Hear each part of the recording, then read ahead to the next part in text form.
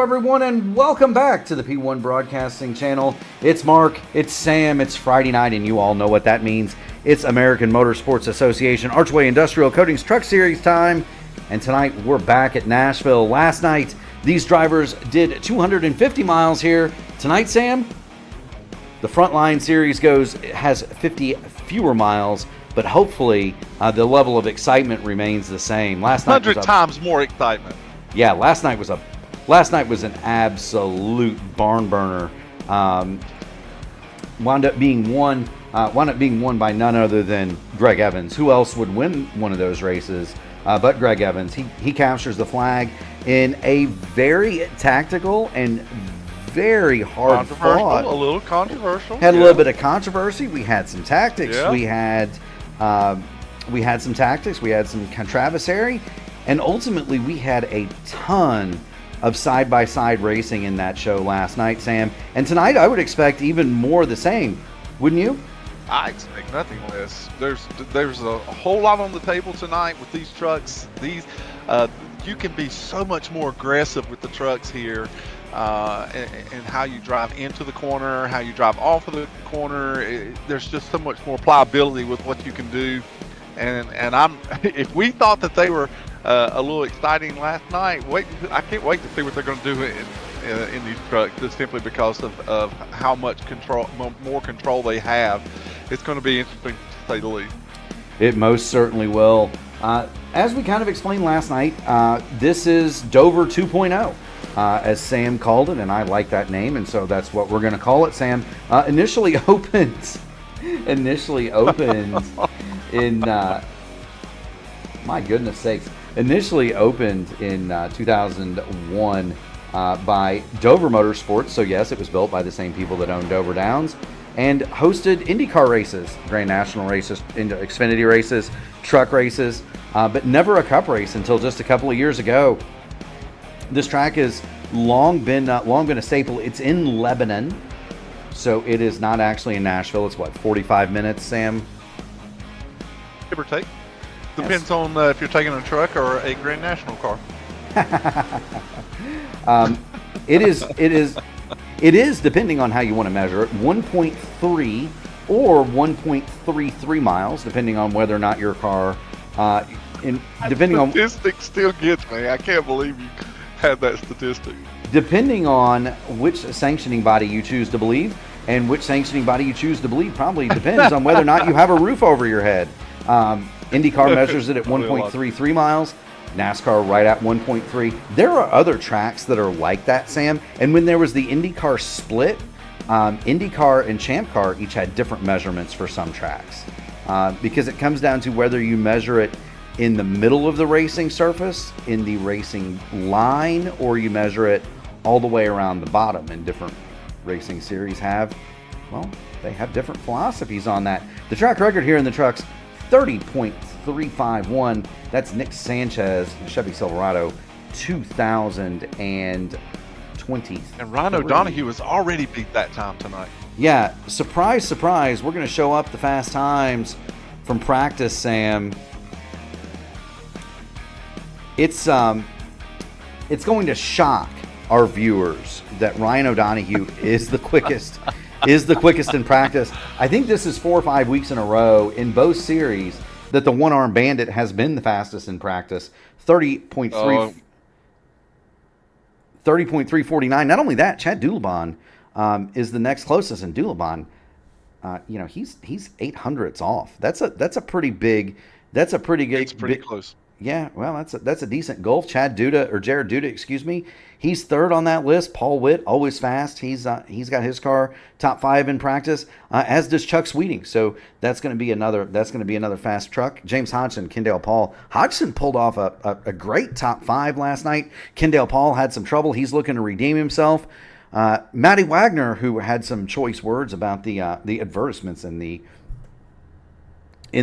stream last night. In the broadcast last night. That's right. So we had 100 viewers last night, and I do want to thank everybody that's out there that's watching the Archway Industrial Coatings Truck Series. If you watched the Black Magic Grand National Series last night, and you're back, we certainly do thank you. We set a viewership record for a live stream on the channel, and as that happened, YouTube started doing what YouTube does and began to insert live ads. And immediately, Matty Wagner began to grumble about the ads. So I had to give him all sorts of guff today. But good to see Matt. Good to see him having fun. He's in the top 10. Of course, Jim Duda is there, as is Brandon Wallace. We've got Donald Green in the chat. Danger Close is ready to go, cock locked and ready to lock. Good luck to you, Donald, and your team. We'll certainly be cheering you on from the booth. But Sam, 2 minutes to go. What are you thinking that we're going to see kind of like last night, where the front 2 or 3 get away, and then we're going to have just a battle royale through the field? Is it going to get more strung out, or are these trucks capable of staying more on top of each other? Now, me personally, I believe that the trucks have been put, not to put any question on what we've been seeing in the Grand National Series here in the AMA, because last night was a barn burner. Even though there was a bit of a spread there at the end, we were watching positions change even on the last lap last night. So the Grand National cars bring it. But I have really enjoyed this truck series just simply because of the competitiveness of this series. And what we found is that it's really not too often that you see someone that just drives off in this series. There's usually a group of 4 or 5 trucks that really pace themselves equally. And of course, there are some that that we would call the cream rising to the top. Drivers like Ryan O'Donoghue, Chad Doodlebon, Chuck Sweeting, Kendall Paul, several of those, Paul Witt, of course, those that are high on the times in practice, they are always up front. So I don't know that you'll see one truck run away unless it's late in the run. Early on, I think you're going to see guys pushing the limits of this truck in these stages, just simply for track position and to see how much tire wear they can get and what they can save for the final stage. I firmly believe that you're going to see far more aggression tonight than what you saw last night. The Xfinity or the Grand National car has more of a sense of getting loose if you're not careful. You feel more of the bumps in the suspension. In these trucks with the downforce that they have and the ability to drive it in incredibly deep and use the brake to turn the truck, I really think we're going to see some great racing. That's entirely possible. And Sam, I did want to point out and thank everybody tuning in. There are dueling streams tonight because of the holiday. We did have to move the IndyCar Open Top Split. They're running opposite us. Alex Miller right now leads Hubler, Klimek, Brashear, and Harker. Our own Logan Edwards has taken the night off from the AMA Truck Series. His IndyCars are his primary mode of competition, and so he's off running around Belle Isle right now. But that's it sounds like Clindy and Gary have a barn burner going over there. If you've got a big screen TV, pop them both up. You're going to be treated to 2 excellent races this evening. And speaking of split screen. Hey, if you're like me, just put it up. You got 3 screens, right? Just put one up on each screen. You still have one. You still have one. The capability. That's right. You still have one. You do that. You still have one screen. You still have one screen to do whatever you please. We are into qualifying now, Sam, and so who would you put a bet on here? You kind of called it last night. I'll let you flip the coin. Who should we watch? Oh, geez. In this particular track, I would like to see. I would like to check and see how Jim Duda has kind of inserted himself with some of these fast runners up front. I'd like to kind of see what he does in qualifying and see if he can back up that practice speed with a good qualifying effort. I'm out of curiosity. I would like to see that. All righty. Well, we'll get it on Jim Duda right now. He is not on the speedway. So let's take your friend Brian Sharp is. Yeah, well, he's everybody's friend. Everybody loves Brian Sharp. There he goes. We're gonna get the standings up. Fast lap in miles an hour, of course. There's Brian Sharp, and let's have a ride with Brian. We'll get in the passenger seat. He is right around the bottom of that speedway. Bottom of the track is the fastest way around here, especially on hot laps. They're probably. You can turn a fast lap on the first lap. Yeah, you most certainly can. You can. Even that's just how much how much more downforce you have in these trucks to do that. You do indeed. These trucks are a lot more, I'm going to say they're a lot more pliable in terms of how they drive than the Grand National cars. Jared Duda is on the track now, and so we'll go ahead and show him. And I apologize for the stuttering that's occurring. Don't know exactly what's going on with that, but we'll see if we can't figure it out, Sam. Well, I'm sure you will.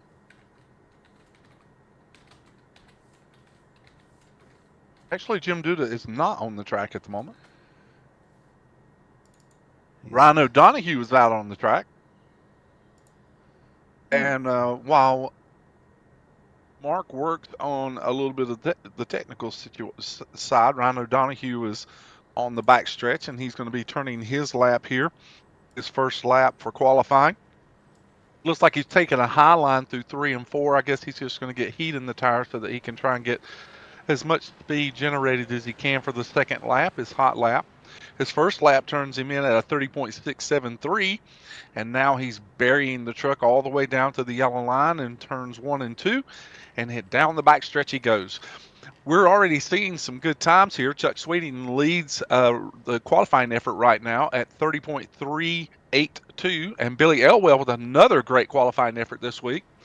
Rhino Donahue comes off turn 4, and he comes to the start-finish line, and Rhino Donahue cuts down to the apron, and he turns an incredibly blistering lap at 30.205.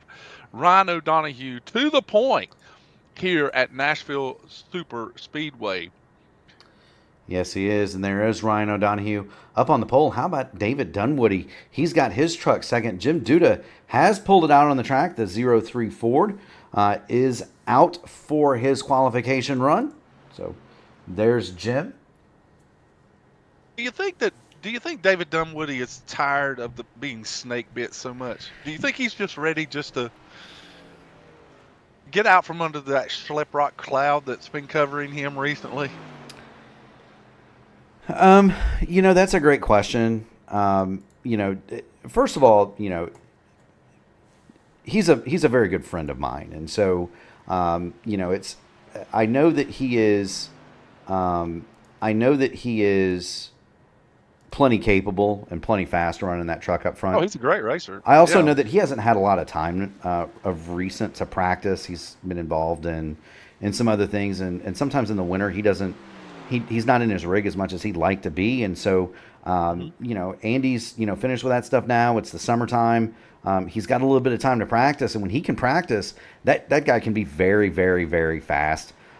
He also, one of the things though that I've tried to work with him on is simply better racecraft.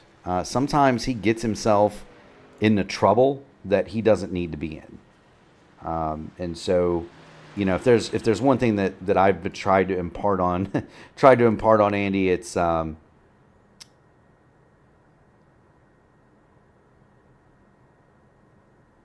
if there's one thing I've tried to impart on Andy, it's just, hey, be patient, let things come to you, because good things come to guys who are patient sometimes, Sam, and that's something that every racer learns. But I firmly believe that he could be a high level driver if he would just simmer himself down sometimes, right? Oh, I get that completely. We talked about this a little bit last night, just about how psychological it can be when you get into these events. And Jared Duda actually is able to turn a very fast lap of 30.204, and he goes to the point. He'll be on the pole position tonight. Yes, he does. He'll be flanked by Ryan. What relation is Jared and Jim? Now that I don't know. I would assume that given the names, they're related in some way.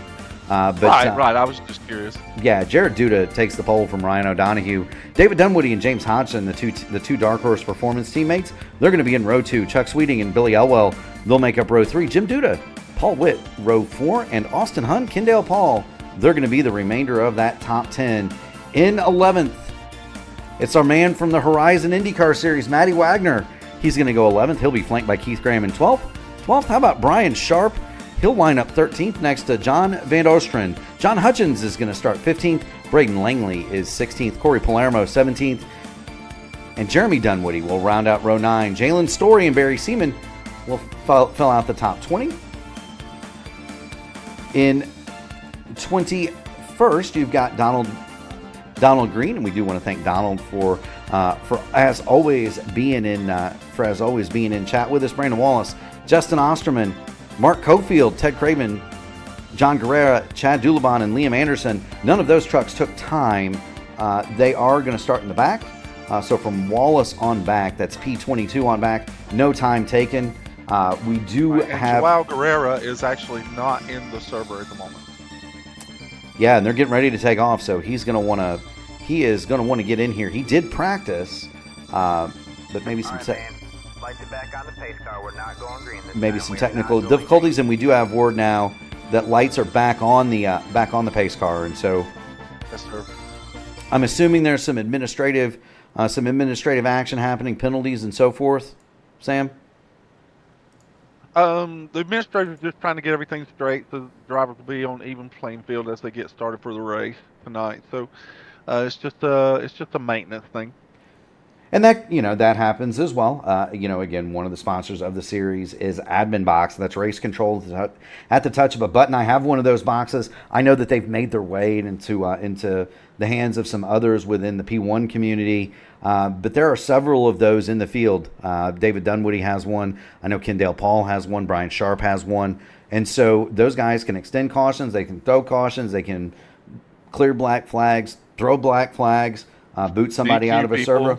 Yeah, DQ people, and it's all right there. Yeah, there is an eject button on the admin box. There is. What you do is hit car 69 DQ, and it boots me right out of the server. We're trying to talk fish into adding a kick wags button. I do find it unusual. We do see Justin Osterman, who is still sitting on the pit lane. I think what I'm seeing here is that he may have not gridded in time, and so what that does is it parks you on the pit lane until the green flag falls, and then it releases you from pit lane, and you'll be quite a ways back, but you'll still be on the lead lap. It does, and here's the other thing. Not only did John Guerrera not get to the grid, but Jalen Story is blinking badly. I noticed that he was badly in the back, issues, yeah. Yes. Looking at some of his numbers here tonight, his ping, his qualities look good. It could just be a latency issue with his particular machine. Most certainly could now be. We're going under green. Yeah, we've got the green flag. Barney will throw it. The green flag is out. We are underway here in the Archway Industrial Coatings Truck Series, Archway 200, and right away, Jared Duda storms to the lead. David Dunwoody wastes no time getting to the back bumper. He is not ready. Yeah, he's going to push him out there if nothing else. Yeah, and just like we saw last night, we've got a breakaway amongst the top 4 or 5, but the battle is back here, Sam. We're looking at James Hodgson. He's cleared in the 5th, but they are all over Jim Duda. That's 6th, 7th, 8th. Duda, Witt, Hund, Wagner. They're all right there, Sam. 2 by 2 by 2 by 2 by 2. They're racing incredibly hard already this early in the race. I noticed that James Hodgson is sporting that same throwback paint, that very psychedelic paint that he ran the other week. And just for the viewers, that's in honor of his father and his grandfather, who both served in the Royal Air Force. And so any kudos to the family Hodgson men who have served their country. Yeah, that's kind of a cool scheme. It's they call that paint pattern dazzle. It's an early form of naval for ships. Yeah, it's an earlier form told of me that. Yeah, it's an early form of naval and aeronautic camouflage. They would paint that on blimps. Right. You've also seen it on battleships. You've also seen it on Navy ships and so forth. It's meant to confuse use submarines. So, you know, if you're under attack from a submarine, they can't really get a range before the days of laser optics and so forth. We're watching Kendall Paul move to the bottom, Matt Wagner. Along comes Keith Graham, but they couldn't get they wouldn't be able to get a range on you or an angle to figure out how to fire the torpedoes based on those paint schemes, and they were very effective. Right, their sighting, it would mess up their sighting for distance and things. Yeah, it doesn't really matter all that much now, Sam, with satellites and lasers and infrared, but it's still a cool paint scheme. We have gotten mostly single file. The action is back here. Yeah, the action. We're seeing kind of what we saw last night. You know, the first stage, it seemed like the drivers were very content just to settle in and just kind of run the race conservatively in the first segment. And we're kind of seeing the same thing here tonight, where they're just getting in line and they're allowing themselves to make one pass at a time if it comes to them. But no one's getting away. No one's getting away. Jared Duda is doing a great job leading this field. And we see, actually, there's a car on pit road. Who is that? That would be Jalen Story has brought it to the pit lane. Justin Osterman started from the pit lane. He's 15 seconds back. Jalen Story has gone to the pit lane. We're watching the number 90. That's Brandon Wallace. He's going to put his car to the outside of Braden Langley. Right in front of them is John Van Ostrand. Yeah, he's got a great run. Right up against that outside wall.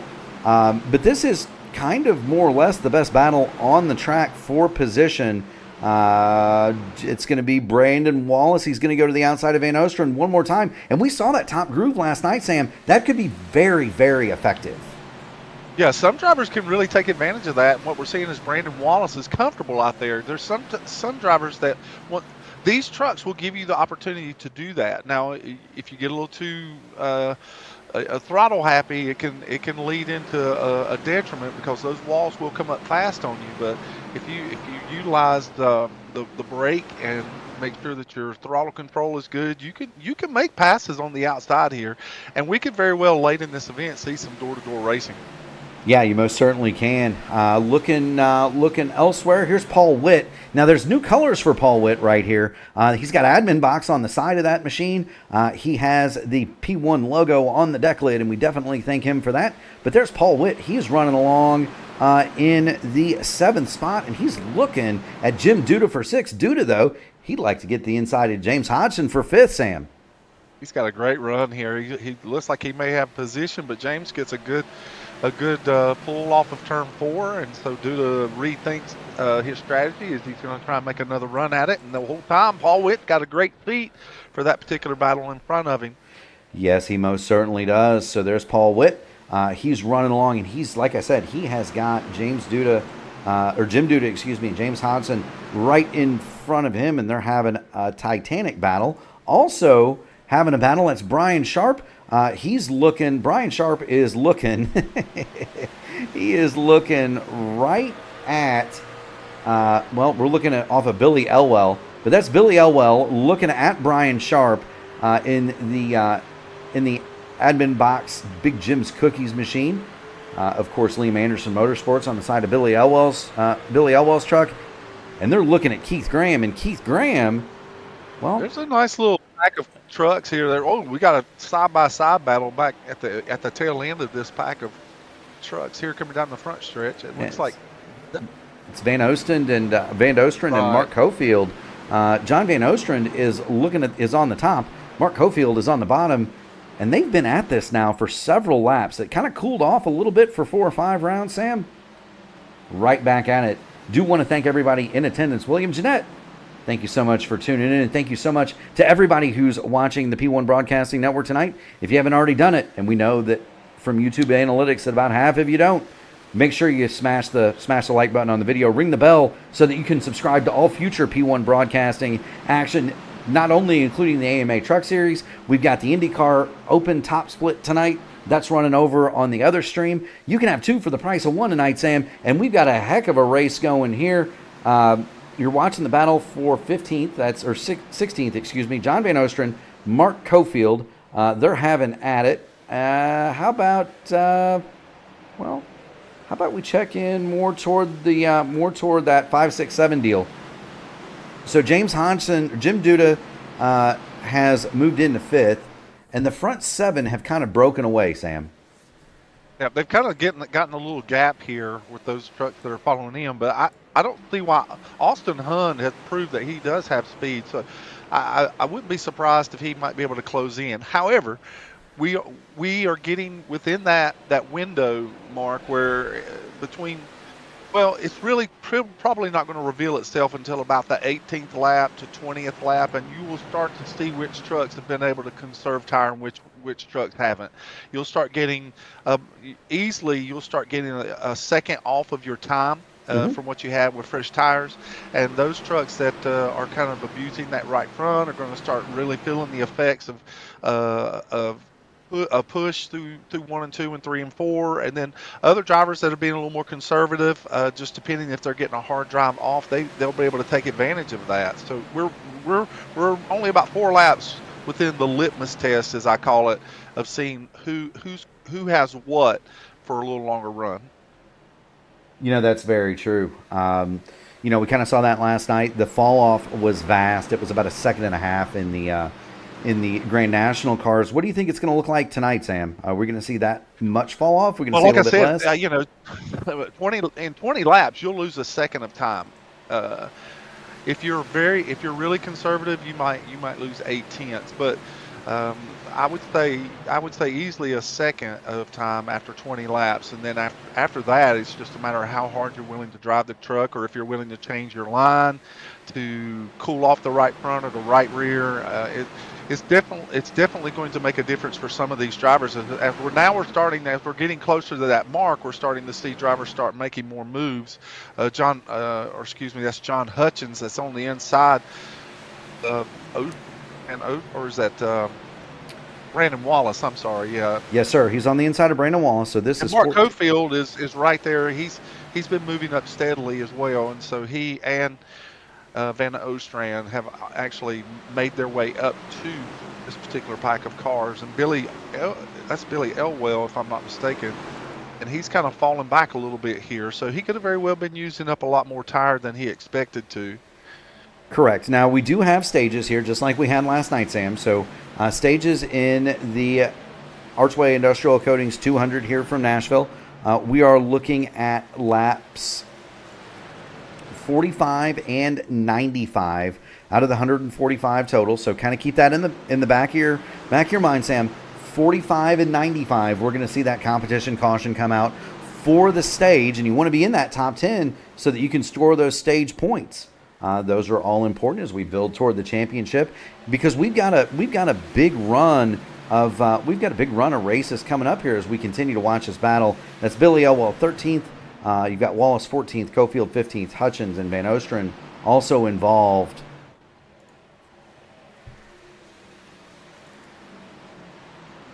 Now, if and when the stage breaks all fall in place here, they're so evenly spaced. I think that you can make the last leg even on a tank of fuel. So I don't think that fuel's going to be in question here. The biggest thing that could be a monkey wrench into the race is if there is a caution. What driver will come in and utilize that extra set of tires? There's 4 extra sets of tires in the pit area. So you may find drivers that are going to stay out till the end of a stage and decide that they're going to save as many tires as they can. And some drivers may gamble and say, I'm willing to take the fresh tires and make up a lot of track position. So if there's an inadvertent caution, then we could see some gambling like that. Other than that, I don't know that we'll have any issues as far as fuel mileage goes. It's just going to be important for these drivers to hit their marks on their pit stops on the stages and get back out onto the race track in the same position they left on. It is. Now, remember you said lap 20 we were going to start to see the tires show up. Somebody flipped a switch in the 28 and deployed the parachute. Chuck Sweeting, Ryan O'Donoghue have gone past. David Dunwoody. Next up on the hit parade is Jim Duda, and he is looking at the back of David Dunwoody's 28, trying to figure a way to get around. We'll jump on board the number 03 of No, we're on board Dunwoody. Sorry. I was going to go on board Jim Duda. There's Duda. And now he's on the inside of Dunwoody here, coming off of turn 4. And again, this truck is so sensitive in how you can drive it, but a lot of drivers will their entry, they'll be more direct in their entry. The line will be straighter for them on entry. Some drivers will have a high entry with a low exit so that they can get more speed off. But in order to do that, you have to have more wheel input through the corner so that you can make that turn. And so that can cause a little bit more tire wear on the right front. Low entry can be tire wear on the road, more tire wear on the right front. That high entry, low exit could be more tire wear on the right rear. Just different drivers have different approaches in how they want to go into these corners and how much throttle control that they're using when they're coming off. Yeah, I like more Farmer right there. You can hear the tire wear on this concrete surface, but all sorts of trouble for David Dunwoody. He's dropped now to 7th place. Paul Witt's got by. There's Paul, and he's about ready. Here comes Kendall Paul. Yeah, here comes Kendall Paul, and then we're about ready to see Matty Wagner come past. And what that's done with he's way high this time. He'll give up all these spots right here. Yeah, that is way up the racetrack. Yeah, he's just now trying to get that thing to the stage. Problem is he's got 19 more laps to go. Here comes Austin Hund. He's going to bid to knock the 28 out of the top 10. The second place runner for much of the race has dropped 8 spots in 10 laps, maybe, Sam, if that. Yep. And then of course. Well, yeah, and like I said, at that particular mark, this is where you're going to start seeing the fall off. And now, as I was saying in the pre-race discussion, is that you will see a gang of trucks that are going to run together for about the first 15, 20 laps. And then in the long run, you're going to find out who really has the truck to beat. And Jared Duda right now is pulling away from the rest of the field. And he is easily a 10th faster than anyone else. Yes, he is. He's last time through for Jared Duda, 31.339. That was the exact same lap time, by the way, Sam, that he ran the lap before. 31.454 for Chuck Sweeting. We are watching Kendall Paul 6th, Paul Witt 7th, Matt Wagner 8th. Jared Duda has said adios. He's got 2 seconds back to Chuck Sweeting. The battle royale, though, is really here. It's 6th, 7th, 8th. These trucks are very close together. Ryan O'Donoghue is also looking all over the back of Chuck Sweeting, and that would be for 2nd. Now, Ryan O'Donoghue in our Grand National race last night, Ryan O'Donoghue was fast. He was exceptionally fast. And he befell to a later incident in the event, but he's proved that he likes the concrete. And the one-arm bandit, he's also proved that he's fast wherever he goes with one arm or two. Yeah, I mean, now we see Matt Wagner is making a move on Dunwoody now, and he's actually made it past Austin Hund as well. So starting from his 11th position, Matt Wagner is slowly starting to work his way up through the field. Yes, it is. And that would be, Matt Wagner, an old hand at these things, highly accomplished open wheel driver, of course. Wags is, he's known to be a pretty patient, cerebral fellow, and this kind of racing rewards that. We do have smoke on the front stretch. I do not see any cars that are stopped, so. I don't see anything either. I know that there's some drivers actually asking again when the stage break is. Yeah, and it's usually the ones that are struggling with tire wear. Because now we've seen Billy Elwell. He's another one that's really struggling and falling back in the field as he's about to fall into the grips of Mark Cofield. Yeah, and you can really tell, guys like Dunwoody, Billy Elwell. There's Billy, as you see him about ready to fall victim to Mark Cofield. You'll see comers and goers here, guys that are really fast in a short burst, and then guys that just you burn up. Yeah, no, I agree with you 100%. As far as goer and comers go, and I'm sorry to cut you off, it was just I was just looking at the scoring pylon, and I noticed that Chad Doulabon has come all the way from 26th position, and he just made the pass for 12th. So he's one of those coming up trucks that you were just talking about. Yeah, 100%. And so, you definitely want to think about guys like that. Chad Dulabon last time through 31.396. That is right on pace. That's on pace. Yeah, that's right on the pace of Jared Duda, who is your running away leader. He's reeling in, Chad Dulabon reeling in Brian Sharp, David Dunwoody, Paul Witt, 3 to 4 tenths a second per lap. 3 to 4 tenths a second per lap. And so that's big. That's big numbers right there. Ron O'Donoghue's lap times are actually not far off of what Jared Duda's are. So we do have trucks that are running pace with Jared Duda, but they're just trying to sort themselves out through the field. Kendall Paul is another one that's running good lap times. Austin Hunn is running good lap times. So Chad Dulabon by far is the fastest truck on the racetrack.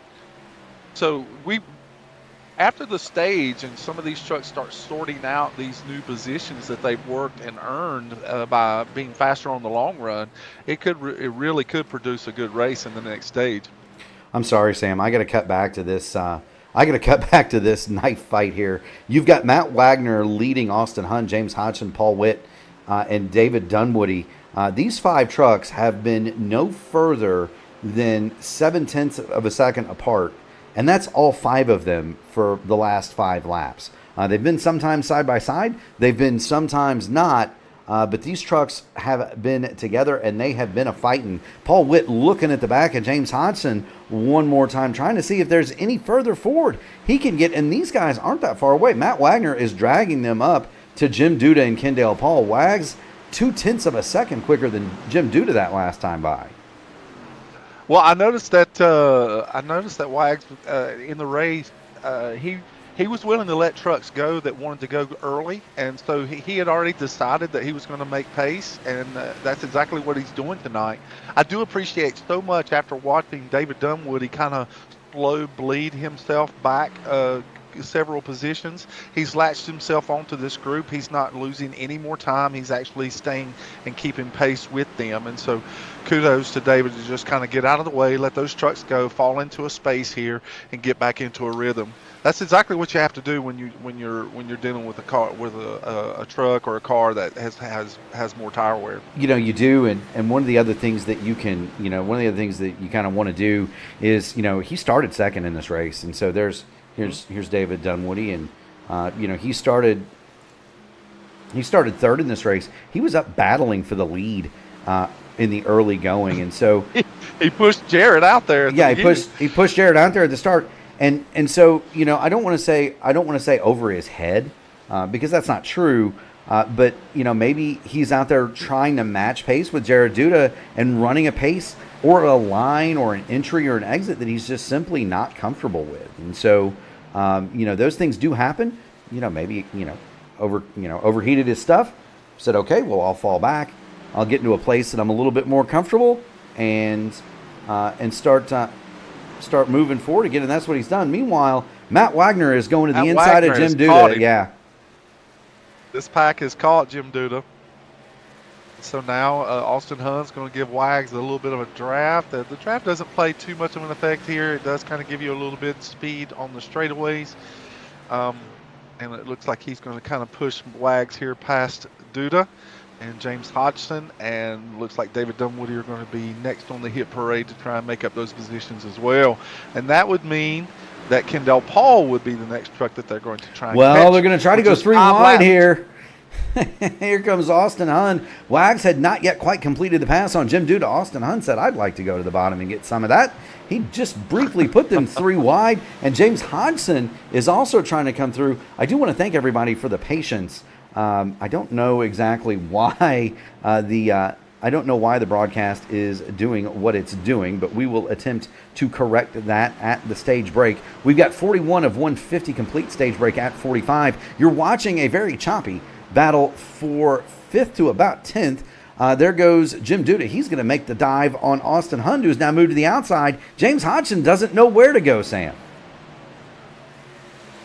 This is just one of those times that you have to have some patience and let the trucks in front of you work it out. He is actually in a points position here, and David Dunwoody has decided that he's going to work him for this position in the closing laps of this particular stage, but James Hodgson is able to pull back around him on the outside. These trucks were faster than Duda in front of them, and so they do have a little bit of time to try and make up the difference here. As James Hodgson is now looking on the inside of the 03.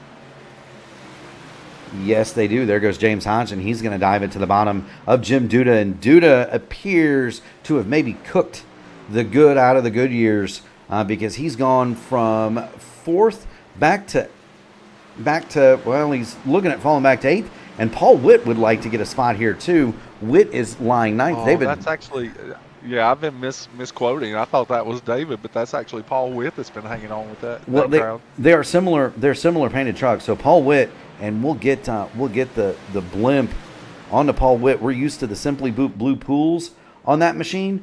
There he is. He's got some new paint on the Toyota admin box. He's got Stitch on the side. Giant P1 logo on the back of that deal. We do thank him for that. I'm a big fan of the car. Paul has closed the pit lane for the stage that's coming up here. Yeah, but I'm a big. So no trucks are going to be able to pit early.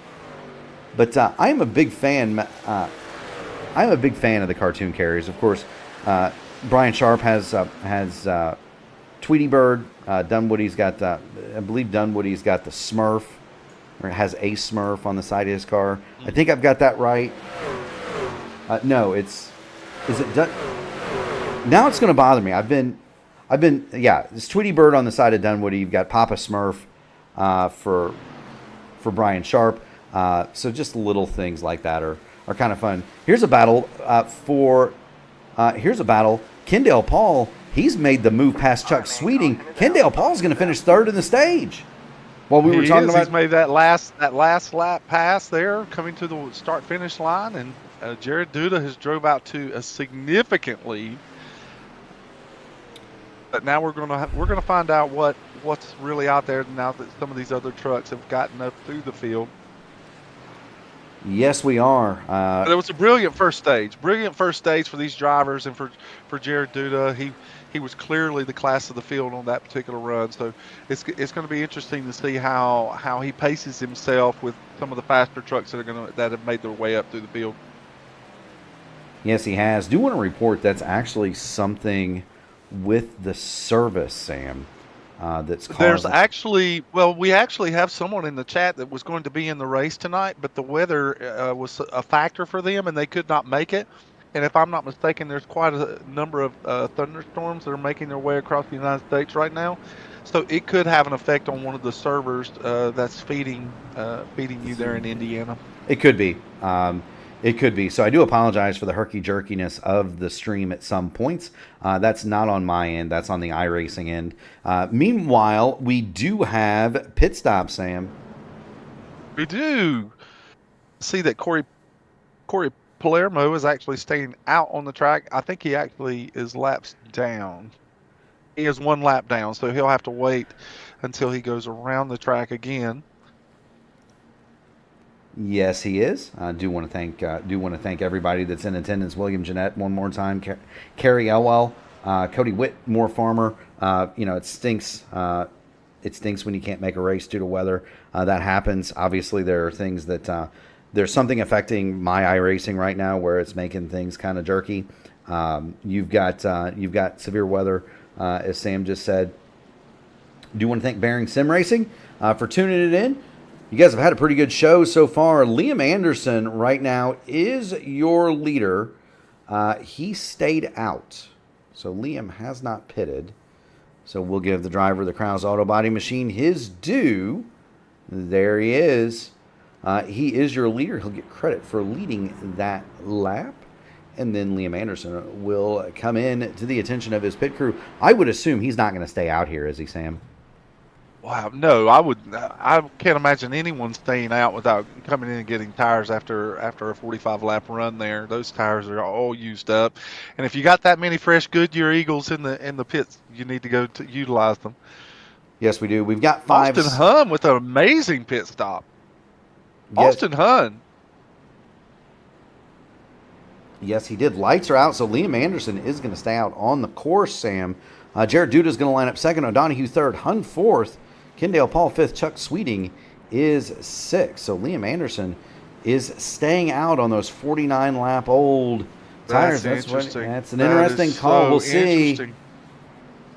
I would not want to be the one-armed bandit right now. Liam Anderson taking a gamble in this particular instance. There's just this high risk of spinning those tires on the start. And even if you don't spin them, now there's a warning. Now there's a warning out there to the drivers letting them know that the leader did not pit. Yeah, that's and there are leagues that will do that if there's somebody. All right, so now Liam Anderson is announcing that where he's at, and again, to back up what I said earlier, he was letting the field know that there was a tornado warning in his area, and he got so sidetracked listening to the warnings that he missed his pit stop. Oh dear! So that's why he's not staying out there as some kind of strategy. He did it simply because he missed it, and so now he's trying to give a heads up. The drivers are aware that he has 40-something lap old tires. There's a lot of nervous tension here on this start. Well, Liam does a great job. He does a great job right there. He doesn't spin the tires. He gets a good launch. The drivers behind him give him the consideration. Yes, they Chad do. Dulabon looked quickly on the inside of Paul Witt. Paul Witt closed the door. And so now Liam Anderson, if he's smart, he'll just pull down. Exactly. Great job by Liam Anderson. We got a caution. We've got caution. Oh, we have a caution on the track. We've got caution on the track. It's John Hutchins. Jeremy Dunwoody is involved. There are trucks all over the back here, and we've got caution on the speedway. Caution is on the speedway. Mark Cofield with the meatball, smoke pouring out of the back of that 97 machine. And let's see if we can't get a line on what's happened here. He is behind John Hutchins to the outside of Billy Elwell, and Hutchins, that truck very curiously either broke loose or turned right. Something like that, but it just smoked the outside wall, and then mayhem. Yeah, he was so low on exit right here on cold tires. I mean, he may have had a lot of wheel input in there and just started losing the back. You can see from the blend position, you can see the back of the truck starting to come around, and then the overcorrection trying to save it. And that collected Mark Cofield, and then everyone behind them they're just scrambling to find a place to go. Yeah, there you go. Jeremy Dunwoody saw the trucks on the top side. He decides to go low, and then the trucks coming behind him. Donald Green he turned right in front of Donald Green, who had nowhere to go, and then that took a couple of other trucks that were taking evasive action there on the backstretch as well. Very unfortunate for John Hutchins. Yeah, we saw it from the vantage point of Jeremy Dunwoody. You see the 30 of Ted Craven, the teddy bear. He's moving his truck through the grass. Tough break for him. It's going to be a break for Liam Anderson because he's going to be able to come in. He's going to be able to come in and affect his pit stop. And this might actually, for Liam, work out to an advantage, Sam. Well, it could or it couldn't, but I want to be very honest in this particular instance. Liam Anderson is a young racer. He's been racing since he was 6. I want to say that he's about 13. He's a teenager now, and he's still learning some things. And I hope that things like this doesn't get by him, where he can make this a learning experience. Is that when you're involved in these events and so many other drivers, and the outcome of their race could be involved by the decisions you make, you have to pay close attention. I mean, I understand a tornado is very important to pay close attention to, but absolutely, just allow yourself to kind of learn from this moment and learn what you could or could not do better in those instances, and then take that learning experience for the future. It can be a bit of an advantage for him. He'll have 1 or 2 lap fresher tires, but in the long run, the experience that he can learn from this could be far more valuable. Yeah, there you go. So Liam Anderson, he'll line up as one of the last cars on the lead lap. He'll be 20th, I believe. Corey Palermo, Jeremy Dunwoody, Ted Craven, they all stopped under that yellow. Barry Seaman is 1 lap down. John Hutchins 2 down, as Hutchins, Cofield, and Jalen Story all remain on the pit lane under repair. Wow. We're going to get back. gonna get back to the start.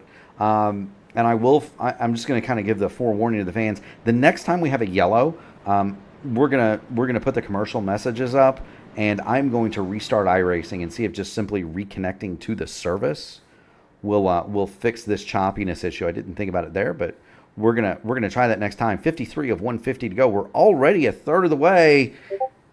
Jared Duda is going to spike the loud pedal. He's going to have Austin Hunt is outside, and I bet you Ryan O'Donohue is anxious to get by Hunt and get into that second spot. Duda gets the launch, and the battle is going to be on for second. Good launch here. Great launch by Duda as he jumps back out to about a 5 or 6 truck gap here. We find O'Donoghue and Hun racing door to door as they get into turn 3. I believe that Ryan O'Donoghue's really got the preferred position here. He does, and here comes Chuck Sweeting. Sweeting's going to try to pull it. Yeah, going to take advantage of this. Yeah, I thought for a second Sweeting was going to take advantage of that. I thought for a second Sweeting was going to take advantage of that opening. He didn't quite get there, but he did get there on Austin Hun. So through goes Chuck Sweeting, and now Ken Paul says, "I'd like a piece of this." 3 wide back there. James Hodgson wide in turn 2. He almost loses the truck into the turn 2 wall, but he saved it.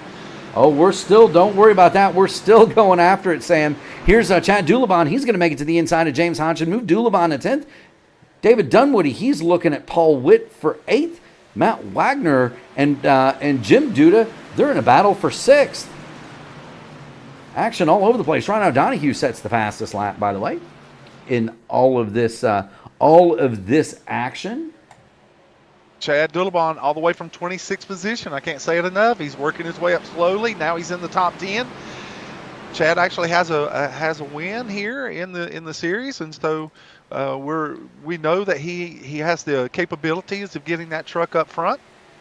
Yeah, back here with Billy Elwell, Justin Osterman,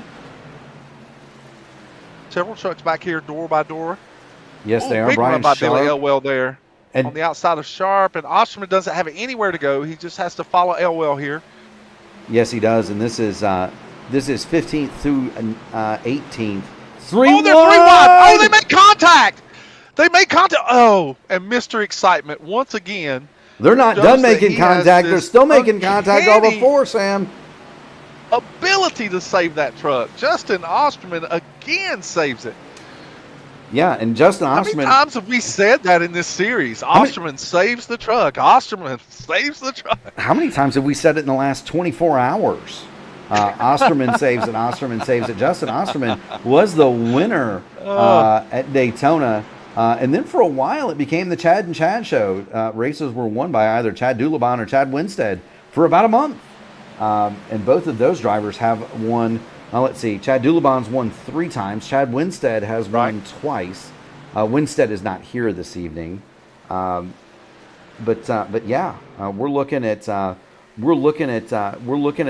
guy that's won in the series, and he's got Liam Anderson all over his deck lid for that 18th spot. Here goes Anderson. He's going to swing that truck wide. Remember, Liam had the circumstance where he couldn't pit under the stage. Caution is out. Oh, and who was that wrecking on the front stretch? That is Billy Elwell, sideways and hard into the outside wall, and we're going to see what we've got going here. He's racing with. I see what happened. Yeah, he's racing with Sharp and Langley. He got just a little help from Braden Langley there. Well, he's pretty. Billy Elwell goes all the way to the wall. I mean, he's very close to the wall. He might have. Langley is. Yeah, I don't know that he touched it. I really don't know that he touched it. His speed could very well have been scrubbed off. He had to get out of the gas loud pedal. And there's Braden right there on his inside quarter. Once he gets out of the gas, Braden is already there. So just an inadvertent racing incident there, and you hate it because he did hit the front of the truck on the wall, but because of the distance, there was not when he made that contact. And then we also see after that incident, we see another truck that's sideways up on the Kendall Paul. Where's Kendall? That's Kendall Paul. Kendall Paul. Where? Oh, Duda Oh, gets okay. on the inside of him on entry. I guess the yellow flag came out.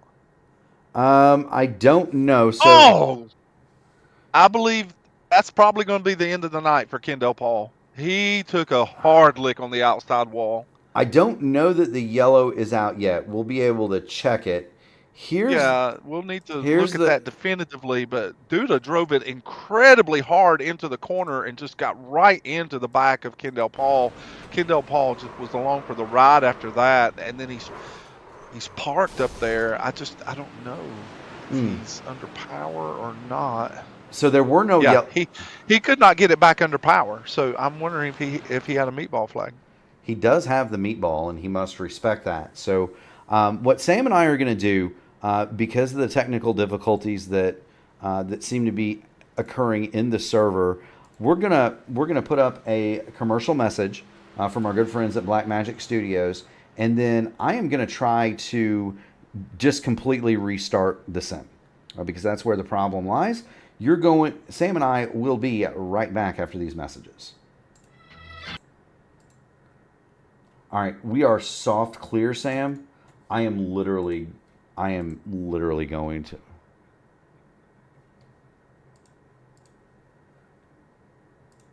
Oh, it is.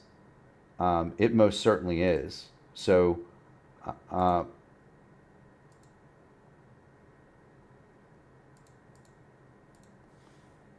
just give me a second. Um,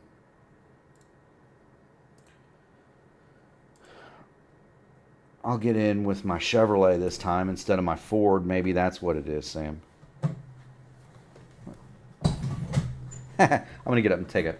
I'm gonna get up and go to the bath.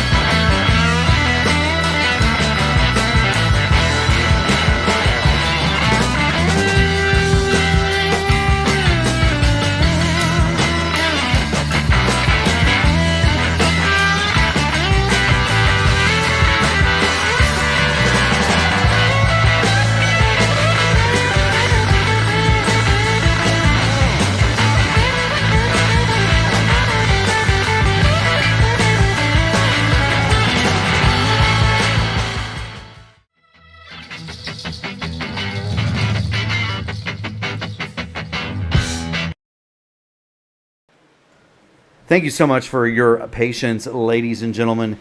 It is Mark. It is Sam. We are back, and I think that we have got the issue rectified, Mr. Crow.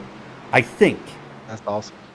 And so do give everybody. Do want to thank everybody for the grace, for the patience.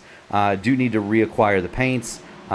Do things like get the timing and scoring going again. But we'll be back into normal service here very, very shortly. Do want to thank everybody for your patience. The camera is on Brian Sharp at the moment because I don't have the ability to move it at this exact moment. So,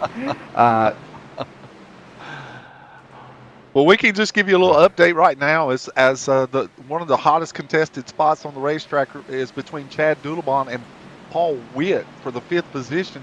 Chad Dulabon has raced his way all the way up from the 26th spot, and now he is passing Paul Witt down the front stretch for 5th spot, and it looks like he will clear Paul Witt going into turn 1. And that leaves us watching Brian Sharp and Matt Wagner battling that out back here with Brandon Wallace and Keith Graham. Keith Graham is another driver like David Dunwoody. It seems like that he has been snake bit in quite a few races, and I know that he's looking for a good reprieve from all those bad nights and having a good finish. And so right now he runs in the 9th spot, as Matt Wagner is on the inside of Brandon Wallace as they come down the front stretch, and Brian Sharp is waiting patiently to see how that battle finishes out. Brandon Wallace with a big run on the outside. He decides that he does not want to be passed right now. For those that are wondering, our leader is still Jared Duda, but right now, as of this particular lap, on lap 69 coming to 70, Jared Duda is not pulling away from Chuck Sweeting, Ryan O'Donohue, and Jim Duda, who are all relatively close in position. They are all within a second of each other.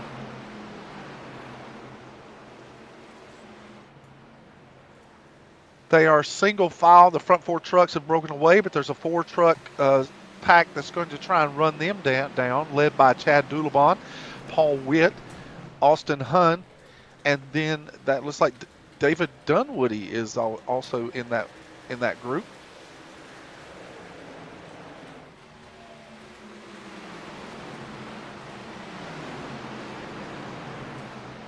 And then behind that group will be Keith Graham, who is in the 9th position, Brandon Wallace in 10th, Matt Wagner, who has steadily been saving his tires through these runs and working his way up through the field, is running in 11th spot, Brian Sharp in 12th. John Van Ostrand is in 13th, he has also steadily made his way up through the field. Mr. Excitement, Justin Osterman is 15th or 14th. Brandon Langley runs in 15th. Billy Elwell 16th. Liam Anderson safely and securely running by himself in 17th spot. And close behind him is Corey Palermo in 18th. Kendall Paul is still sitting on the pit lane.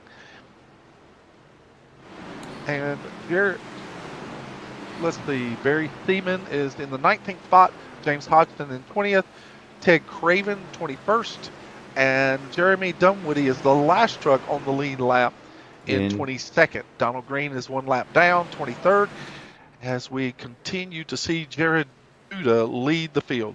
We do indeed, and I want to, again, thank everybody who's in the audience for your patience. Whatever that was, and I don't know the rhyme or the reason, Sam, but that little restart seems to have fixed whatever the issue was with the iRacing service and coming to my computer, because it is back. It is in high def. It is ready to rock. We've got Paul Witt. He's running along in 6th. Chad Dulabon is 5th. Dulabon has made it all the way up. This man right here, Sam, he started in the 27th spot. He's made it all the way to 5th. So how about Chad Dulabon? Give a call down to him, and he is tracking to catch Jim Duda for 4th. So he's going to be bidding on the podium. The other battle that I was kind of watching just as my numbers came up, Ryan O'Donohue's made it back to 3rd. He has been a lot better on the short runs, on the long runs than Chuck Sweeting. Sweeting faded pretty hard in that first segment. O'Donohue did not. And so Ryan O'Donohue, I think, is just biding his time and kind of waiting. But does anybody have anything for Jared Duda? That's the question. We've got 20 more laps in this stage to kind of figure it out before we go racing for real, Sam. There are, as we saw at the end of the first stage, there are some trucks that were turning comparable lap times as Jared Duda, but Jared Duda really has decided to put on the glasses and the professor's cap, and now he has chalk in hand and he's writing on the board. He's taking these guys to class, and it's just going to take a lot for these drivers to get up from their desk and get up there and race with Jared Duda. Ryan O'Donohue does have long run speed, but we also found out at the end of the first stage that Chad Dulabon was the fastest truck on the racetrack at the end of the first stage. So there are trucks out here that can contest this lead with Jared Duda, but they have to get there to do it. Yes, there are, and you don't know, at a track that eats tires as this one does. Watching from the drone, at a track and we've got the perfect shot too. Look at the pop, Chad Dulabon. He's going to drop it to the inside of Jim Duda. Can't quite get there, Sam, but the Jack Daniels machine. Now he's fully alongside. He's going to see if he can't power underneath Jim Duda and make it up to the 4 spot. Not quite clear yet. Duda's going to fight back. He's got the preferred line here. He has the line that he's been running the entire race. I don't see why Jim Duda would not just roll over here. He's going to race him.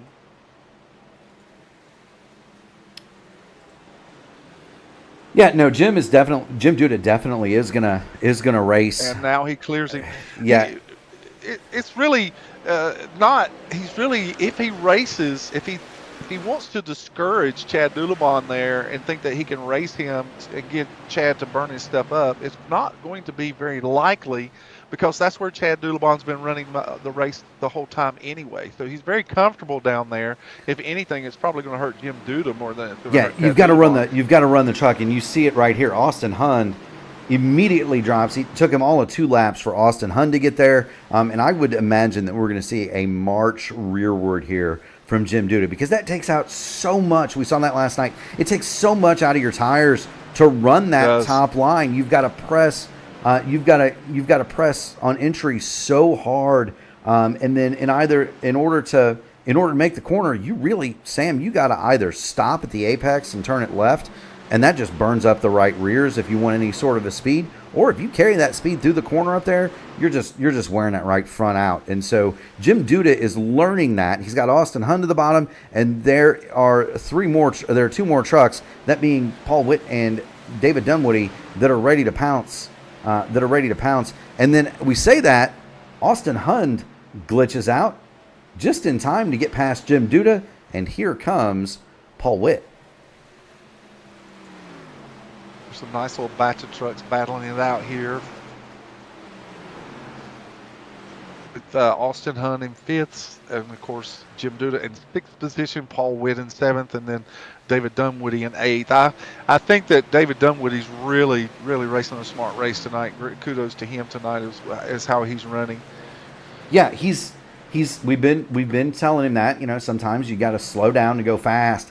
He learned that in the first stage. He got up there, ran right with Jared Duda for about 15 laps, cooked the tires, went back to 10th, found his pace.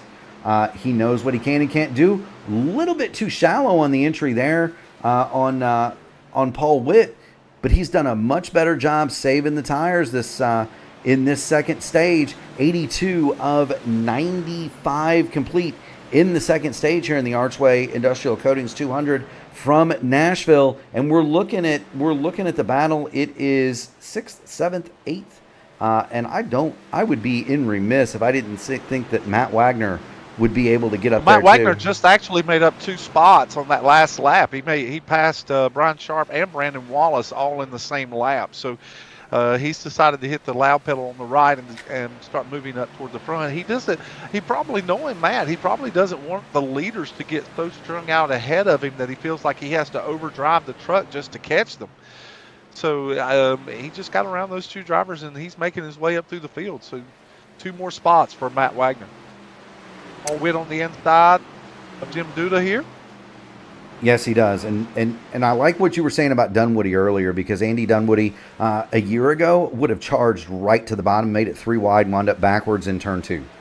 He backed off, kept his powder dry. Now as you say that, he makes it almost 3 wide going into 1. But he kept his he washed us up the racetrack.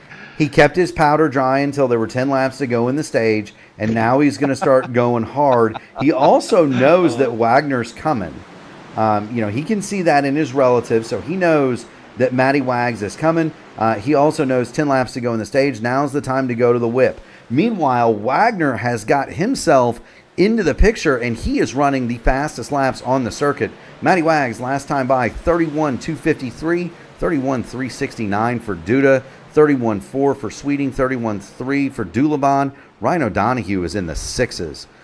Dunwoody is in the 7s. Matt Wagner is coming. He has caught these guys in a hurry.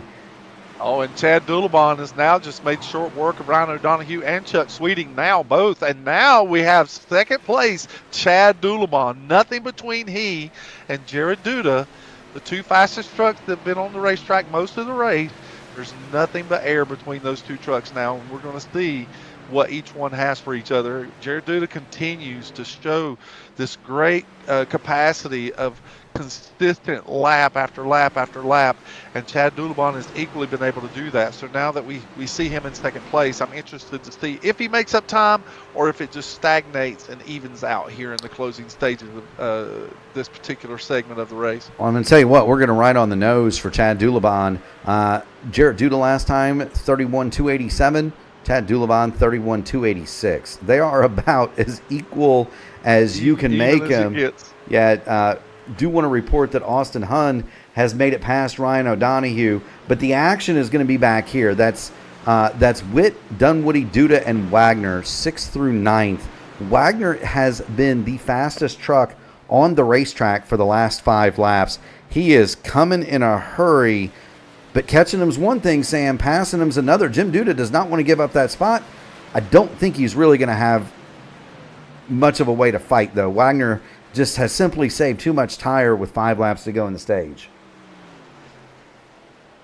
Oh, I know that in these particular instances, when you see a truck that can make up that kind of ground late in a run, with the closer he does get to other trucks, he does get caught up in a little dirty air, but there's so much room here to work with, so you can actually get clean air to the nose a little better to the truck than you could with the Grand National car, and that's what Matt Wagner's done here. Even though Duda's on the outside of him, he's running the preferred line. Yeah, most certainly so, and continue to keep an eye. Duda and Doulabon, Jarrett Duda, Chad Doulabon continue to run identical lap times. Matty Wagner makes the pass on Jim Duda, move him to 8th. Next up for Wags, that's going to be David Dunwoody, and we'll get in the drone and kind of show you the distance. There it is, the distance between Wagner and Dunwoody. But look at how Wags closes on corner entry. My goodness, that's a great shot from Whiplash SimCam's. Caution is on the speedway. Caution on the racetrack. Billy Elwell, very slow. I do not see any new meatballs. And that's an excellent call. Excellent call. Billy Elwell was moving up on Brandon Langley, and they get together coming off of turn 4. Ooh, here it is. Here's Elwell. It looks like that. It looks like Billy just got a whole lot of throttle, and Brandon was running out of room. The wall was coming too fast. Yes, it was, and they just get together on exit. Yes, it was. What a job of avoidance there by John Hutchins. You want to see the clean brown pants moment of the race. Watch this from John Hutchins. Here he is. There's Elwell on the bottom, Braden Langley on the top. They come together off the corner, and watch these two trucks. Yeah, there he goes. Oh, so close. Does not. Liam Anderson also does a great job. Well, getting around those. Not only that, but Hutchins had to yank the wheel so hard, he's still fighting the truck most of the way down the front straightaway. You saw his hands sawing on the wheel. I'd be willing to bet you a shiny new dime that one, this is going to be the stage, but that no matter the stage or not, Hutchins. Oh, no. Yeah. John Hutchins. Matt Wagner makes a terrible mistake and enters a closed pit. He and Brandon Wallace both entered a closed pit. Yeah, you can't. Oh, no. You can't do that. Now, he rolled through. He did not stop, but he will not be able to reassume his position on the race course. So Wagner and Brandon Wallace, by virtue of that mistake, they become the last cars on the lead lap. And so all that work has evaporated for the driver of the 17 machine. And I know the fastest truck on the racetrack at the end of the stage. Yeah, and if I know Matty Wags, there are some choice words from inside Actually, his helmet. his discussion in the race is actually constructive. I would be equally as thinking that he may be a little upset about that, but his conversation in the particular server has been actually good. So it's just a mistake, just a simple mistake. Yeah, and if you're not used to the rules in a particular series, and certainly Matty Wags is one of those guys. He's a veteran, a long veteran of iRacing at very high levels, but he hasn't run. He's only run a handful of races in the AMA, and it's possible that he forgot the rule about pits being closed or pits being manually closed. And so he that's a rule that we're all familiar with, but poor Matty Wags, he winds up to his detriment. Meanwhile, Jared Duda, Chad Dulabon, Chuck Sweeting, Austin Hund, Ryan O'Donohue are the top 5. Do want to thank all of the sponsors for the AMA. It has been a big week, and we want to thank all of them. Archway Industrial Coatings, they do epoxy and urethane. They're going to fire me if I can't learn how to talk. Epoxy and urethane flooring solutions out of St. Louis. If you need commercial, restaurant, retail, concrete repair at home, contact Archway Industrial Coatings. Get ready to floor it with Archway. That's archwaycoatings.com. We've talked about Admin Box, race control at the touch of a button. I do want to thank them for their support. Blackmagic Studios. Go get you a paint worth $2.10. You can contact Andy Dunwoody, David Dunwoody, or Brian Sharp for one of those. You can also contact me. Their logos are plastered all over the side of every car I own in the sim. Trak Racer and Rogue Energy Drink, do want to give them a special thanks. We are under caution at lap 95 of 150. This is the stage break. The pits had been previously closed for the stage, and so we are just kind of... And so we're still working through some maintenance here. The administration is still working through getting everyone lined up where they need to be before they open up the pit area.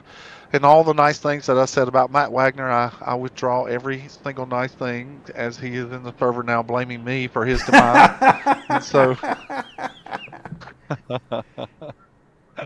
I'm surprised he's not blaming me for his demise. Usually, well, I get that was the part that really surprised me the most. I guess he really took offense to me wanting Fish to add a eject Wags button to the admin box, though. We should get Wags an admin, but we should get Fish to just give Wags a promo version and put it on his rig, but then he's not able to use it, so he doesn't have any admin power. So he's got the box, but he can't use it to any effect. How's that, Sam? It's just with a bunch of dummy buttons on it.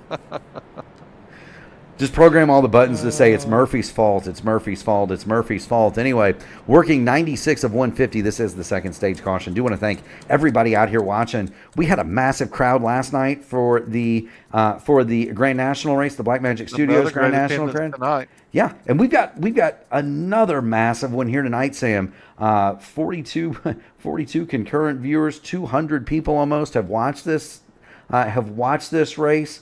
I think they're starting to migrate over from the IndyCar race at Detroit that Gary and Clindy had on. And so do want to thank them. Do want to thank everybody who persevered through the technical glitches that we were experiencing earlier. We've got the sound on. We've got the video going in its normal crisp clarity. We've got all the Here they come, Mark, down the pit lane. Yep.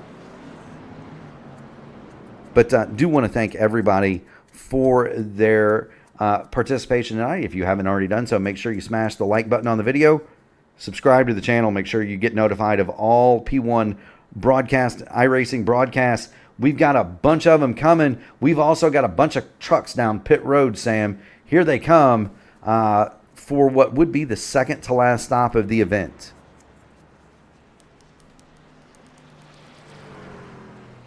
It's going to be close on mileage. I think it's going to be close.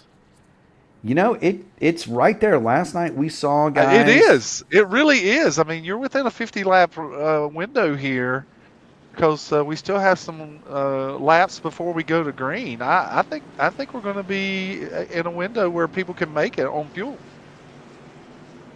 We may be. Guess who's checked into the chat, Sam? Greg Evans, last night's mayor of Nashville, has joined us, as has Raymond Bargo. We've got Justin. We've got Mr. I'm interested to know what Greg did with the guitar that he won last night. If he smashed it onto the victory lane podium, or like Kyle Busch, or if he hung it up on the wall for his little girl, who I call Doodle. If he hung it up for her, I'm interested to see what. Now let's be fair. Greg Evans strikes me as a rational and sane kind of a guy. So it would very much surprise me. It would very much and very deeply surprise me if Greg Evans was smashing any guitars. I can't pick. Knowing Greg, I can't picture that. I can picture a lot, Sam. I can picture Mike Rigney eating a deep fried corn dog at Richmond. I can picture that. A foot-long corn dog. A foot-long corn dog. I can picture that, but I cannot picture Greg Evans smashing guitars. Maybe he'll correct me in the chat, but I can't. No. You're spot on with Greg and his personality. Greg is a great guy, and he's pretty even keel. He excels at everything he does. If people think that he's fast racing, it goes so much further than that. He's a great father. He's a good husband. He's a great church partner. He's active in ministry. He does a lot of good things, and it seems like anything that Greg puts his hand to, he tries to do his best, and he's shown a lot of success in the things that he does. So I have high regard for Greg, and you're right. He would never smash an expensive guitar down on the ground. He would probably hang it up on the wall. And see, Sam, that's how I know you know Greg and I pretty well, because if you were giving that same speech about me, you would have said, well, I asked everybody around town about Murph, and they all pointed me toward the local bar where the bartender said that he nearly went out of business when Murph quit drinking. So there you go. Rigney says in his defense he was hungry. He drove 5.5 hours to see you jokers. So he was hungry and had to get that foot long. Well, that's why we needed to make sure he got that corn dog. He's never living that down, Sam. Never, ever, ever. He keeps blaming me for that corn dog, but there was another gentleman at that particular event named Donnie Presley, and Donnie Presley, who worked for some radio personalities named John Wynn Billy, he's the one that prompted that practical joke. But now we're getting ready to go back to green, and we see that Jared Duda is back up front, but now Chad Dulabon has decided that he has made his way to the front, and we're going to find out exactly what these drivers have for each other. Austin Hunn was fast at the end of that last run, but we also found that Chuck Sweeting and Rhino Donahue have some speed for the first 20-25 laps. Now we're going to find out if anyone has anything for Jared Duda. We are. The other thing we're going to find out is, Sam, is who can save fuel. We're going to watch this restart from the Mike Rigney seats. We'll get the scoring pylon out of there. Since Mike has joined us, let's stand up on top of the tower and watch this restart. Barney is waving the green flag. Green. I like this shot too. Green flag. Big jump there for Jared Duda again. You get such an appreciation for that jump from this spot, Sam. Such a big appreciation for it as we watch everybody come down the. Now that I think about this, let's think about this just very carefully. The beginning of this run, Chad Dulabon made me thinking, if those two trucks are equal, he may want to be out front. He may push Jared Duda here for the lead. All right, man. He may not. And we have caution on the racetrack. We have caution on the speedway. Jeremy Dunwoody backwards in turn number 4. Caution is on the speedway. That's going to more or less end the fuel race. Oh, yeah, the fuel's not in question now. Yeah. So what has happened to Jeremy Dunwoody? He may have had some assistance. He's in between. He is in between. Oh, Liam Anderson really dove it in. Well, he had Billy Elwell on the outside. Am I seeing this right? Are these guys 4 wide coming down the backstretch? Pretty doggone close. You got Paul Witt back there. Jeremy Dunwoody had Billy Elwell on his outside, and then I think he's just trying to give Elwell room here, and then Liam Anderson really sticks it deep into turn 3 and gets into his left rear and gets him out of shape. Great job by Paul Witt, James Hodgson, and the others to get around this particular area. Well, even better for Jeremy, he almost had it saved. I mean, really, he almost had that truck saved. Yeah, and then John Hutchins just clips the front. Yeah, and I don't know that truck is all that badly damaged. I don't know it is either. He doesn't have a meatball, and it doesn't look like there's a huge amount of damage on it. He's going to bring it down pit lane, of course. Donald Green also going to bring it back to the pits. Donald's worked his way back on the lead lap. Brandon Wallace going to take advantage, as is Ted Craven. I would be interested to see. It's too early, of course, here, but when we get into the latter stages, we're going to have guys stay out. If there's a caution with 20 to go, we're going to have guys stay out. We're going to have guys come get some new shoes, and we're going to have one heck of a mess when that happens. And by one heck of a mess, we're going to have a whole lot of fun watching. Can anybody in the chat tell me who won the IndyCar race at Detroit? Sam made me actually pay attention to my day job over here, and I didn't get a chance to watch. So go ahead and put that in the chat if you could. Listen, I didn't want no stick to P1 broadcasting because they put on such a great broadcast. But I think the only way that I would take that Detroit coast is with an Uber. Oh, so now it's Murph's fault. So he's edited his position. So he was blaming you by voice, but now he's blaming me by text. I see how this. Chat. Gotcha. Yeah, I see how this works. You couldn't have won that, Matt. You're still having pit issues here in Nashville. You couldn't have won in Detroit. You know, it's funny. I actually thought about going to that race. It's to be fair, it is equidistant for me to go to Detroit as it is to Indianapolis, and I thought about headed up there. We actually used to go. You know, you and Rigney talked about the footlong hot dog. We actually put together corn dog. We actually put together a group of guys from the Sigma Newhouse for a couple of years and went to Canada on spring break. As you may or may not know, the age that sounds like quite a trip. Yeah. Well, it's not that far. Detroit was maybe 4 hours from Muncie, and to be fair, the age to roll dice and imbibe in Canada is 19.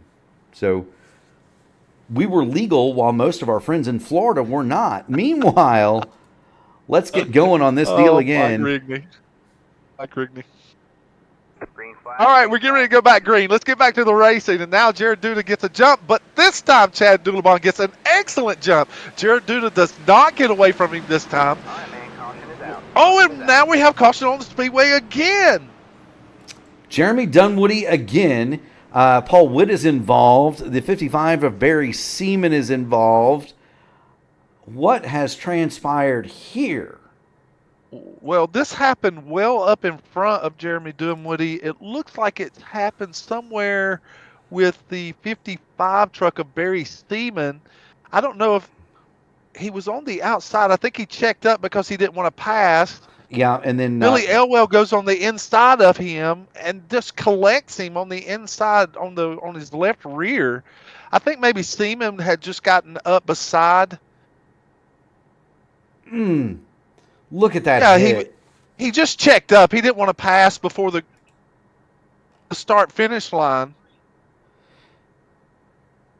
And Billy Elwell just had a little bit of a run, gets on the inside of him and collects in his left rear, and then everyone behind that, well, not everyone, but many trucks behind that get caught. James Hodgson is able to avoid that. Paul Witt gets collected.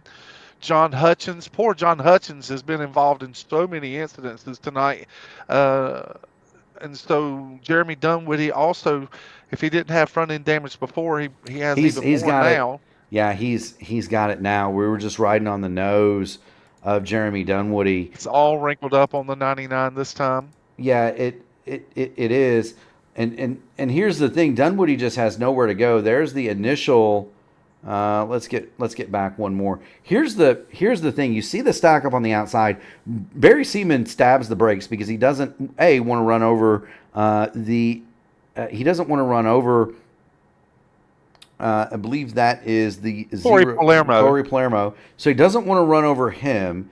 You see the stack. And plus, up. he gets penalized if he passes that truck. He gets penalized. Yeah, and so Billy Elwell is trying to do the same thing. They all get stacking up, and watch poor Paul Witt here. The track is going to effectively become blocked by Paul Witt sliding down the track. Jeremy Dunwoody standing on his brakes, just nowhere to go, and that is a huge hit. That is a huge hit for a lot of trucks. Yeah, look at the rear of that truck just get lifted off of the racing surface. And boy, he just missed collecting James Hodgson there. Yes, he does. So we're back under yellow. 45 and then laps. Jeremy Dunwoody just T-bones Paul Witt into the door. Yes, he did. I think that's all repairable damage on the Witt truck, though. I think all of that is quite repairable as he's coming back onto the racing surface. Let me see if I can get a little closer look at that truck. And there's a lot of right side damage on that truck, and it looks like they were able to get the tailgate kind of fixed, and the front damage is fixed. The nose looks. There's a lot of that damage that was fixed on that truck, but the right side damage is still there. It looks like he's had Stitch working on that baby. He doesn't have much damage. There's some on the left front fender, but it doesn't look too bad on the front. So you're right, Sam. The majority of the damage confined to the right side, and the rear has a dent or a ding in it, but not too bad. Wag says he's old and slow, and that's false. I'm old and slow, not him. Don't listen to him if you're in the chat, everybody. Wagner is trying to recover from a pit road miscue. He entered a closed pit, had to restart this race from the tail end to the longest line. On that restart, he's got 2 cautions. He's avoided 2 messes. He now sits 11th. He's not out of this thing, Sam. No, he's not, and he's proved that he has a fast truck on the long run. As now our drivers are getting stacked up here for the restart. Jared Duda is going to try and get a little better start, and he does this time. Chad Dulabaum was not able to get the launch with him on this particular restart, and now he'll fall in behind Jared Duda. And Chuck Sweeting, who has been running in the top 3 almost all night long, falls in suit here, and they're 2 by 2 by 2 behind those top 3 trucks. Everybody safely through turns 1 and 2 this time. The restarts are definitely the most precarious points. We've got Keith Graham, though. He's swung his truck upstream. He's going to try to make it 3 wide to the outside is Sharp and Mr. Excitement, Justin Osman. I don't know if I would want to pull it 3 wide to the top of a guy named Mr. Excitement. But Keith Graham is working on it. He's consistently been running on that line tonight. He's not been afraid to run that particular line. He's up there, and you got Wagner. He's involved in this mess, too. He's got to be thinking, my goodness gracious, please don't make contact in front of me. No, wait a minute. That's Van Ostrand. Wagner's back there, but he's still got to be thinking that. I definitely think that we do need Mike Rigney. Osterman's so close to Brian Sharp right here. And Osterman gives him a little tap. Just a I'm here. Now, here's the other fun part. Justin Osterman and Brian Sharp are corporate teammates. And Brian Sharp drops it deep. Yes, he did, and they've got David Dunwoody, who is the head of that entire Black Magic Studios Dark Horse performance operation, to their outside. And if there's one thing you don't want to do in one of these races, it's run over the boss man. Sharp, though, big wiggle going into turn 2. Oh, and Osterman looks on the inside. Keith Graham checks up. Keith Graham had a big run on the outside and checks up as Brian Sharp goes out toward the wall. He had to check up or he would have run right into the back. Great driving by Keith Graham there. And now Keith Graham makes the big move around Osterman on the outside. Osterman's not done. I have a feeling he'll drive it deep in here. Well, he is. Meanwhile, we're going to go 3 wide. Osterman sideways. Oh, Van Ostrand contact. Wagner's going to sneak through the inside. He's going to make it 3 Oh, wide. they're beating and banging. They're 4 wide down the backstretch as they go into turn 3. Who's going to lift? Nobody! No Liam one lifts. Anderson! Liam's They're on the still top! beating on each other. They're 3 wide coming off 4. Ostrain just can't hold it any longer, and they wreck coming off the back. James Hodgson is involved. Brandon Wallace is involved. The caution is out.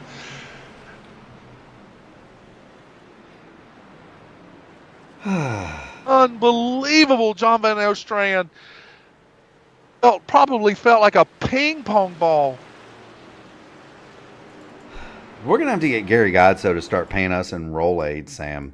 Tums, Rolaids, Watch this. PC powders. If you don't like this, they are 4 wide right here. John Van Osteren and Justin Osterman beat on each other for a solid lap. Meanwhile, Matty Wagner's on the bottom saying, please don't. You can do all that out there. Just don't. Oh, he's in the best position. There's no jeopardous place to be down there. He makes a clean pass, and then that leaves. Well, so does Liam Anderson. How about Liam Anderson up there all the way in the Kyle Larson line? You're not supposed to be able to do that. Unbelievable. Finally, Osterman lifts out of it, but there's just too much steam in the middle there for the 70, and eventually around he goes. He made contact. He made contact with no fewer than 4 trucks in that lap. Oh, James Hodgson almost misses that, but driving into turn 4 and they're 4 wide. I'm thinking somebody has to play a little bit of wisdom here, but they all drove it in deep. Watch this. This is from the nose cam on James Hodgson. This is what he's. Let's actually get in. This is what you'd be seeing if you were riding shotgun with James Hodgson right here. He's got Langley to the inside. They're 4 wide to the outside, and he's just thinking, I got to get this truck to the bottom, right? Get it as low as possible because there's no way this lasts. Ostrain by far is in the worst spot, in my opinion. He is in the worst spot that he can be in. He knows that he can't turn into the corner with any kind of proficiency. Ostrain is got someone on his outside, so he has nowhere to go. Liam Anderson's trying to turn down the track so that he can get a drive off. There's no room for error there. No. There's just no room. I don't know that there was room with error. Let's take a look at it. Same view. This is from Brandon Wallace. He has said that he was a ping pong ball there. But here's the view from Brandon Wallace. Oh, just right into the left front of John Van Ostrain. Yeah, I mean, he can't. And then they go careening down through the infield grass. Now, Brandon Wallace might have been okay. I don't think he hit anything. I think that was an avoidance on his part, yeah. Other than grass. We're going to have everybody from Jared Duda on back. So Jared Duda, and let's get back to live action here. We do want to point out that we've had that strategy choice happen, Sam. So Ryan O'Donoghue. Well, there are enough tires in the pit area that these drivers can come in and get tires. So the leaders could very well pit here and make sure that no one gets a tire advantage on them. Well, and so here's what's happened. Ryan O'Donoghue is your leader. David Dunwoody is second. Brian Sharp third. Keith Graham fourth. Matty Wagner is fifth. Liam Anderson, Billy Elwell, Justin Osterman, Donald Green, and Brandon Wallace. They round out the top 10. None of those vehicles have stopped. Jared Duda, Chuck Sweeting, Jim Duda, Chad Dulabon, Austin Hunn, Braden Langley, Corey Palermo, Paul Witt, James Hodgson, Jeremy Dunwoody, John Van Osteren, and Ted Craven. They are all on the lead lap, and they did stop. So there's your split. I do want to bring a little recall here, Mark, that what we've seen is that the fastest truck sometimes does not always win these races.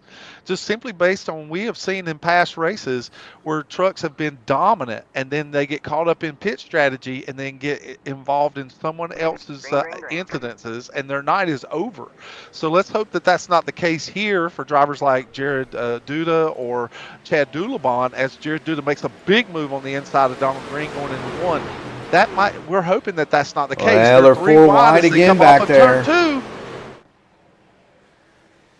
Donald Green kind of caught in the middle here. Yep, 3 and 4 wide. Chad Dulabon is in a very, very unsafe spot as Chuck Sweeting is on the Harry Gant line on the outside. And now they're 4 wide coming off of turn 4.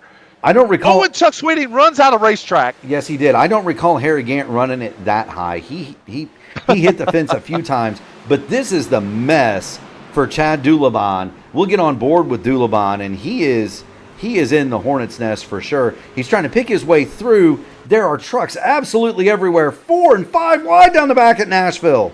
They'll funnel it to 3 to get into the corner here. Jared Duda looking for any way past. That's Liam Anderson, Billy Elwell, Brian Sharp. And now we see Chad Dulabon sees this is his opportunity. Oh, there's no room for error here.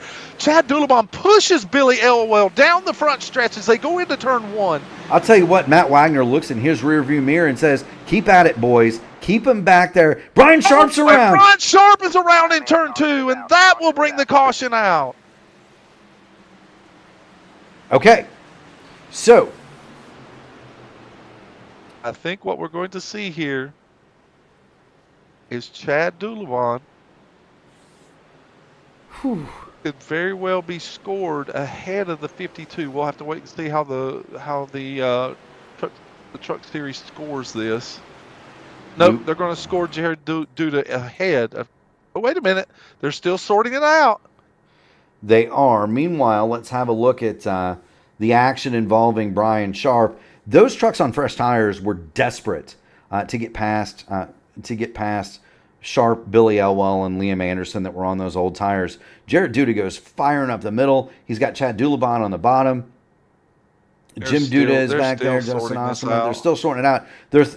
What happens is they're 3 wide. There's a small amount of contact from Liam Anderson into the back of the 125 of Brian Sharp. He's going to back it into the fence. I don't necessarily know that that's going to be enough to cause the caution, but that is.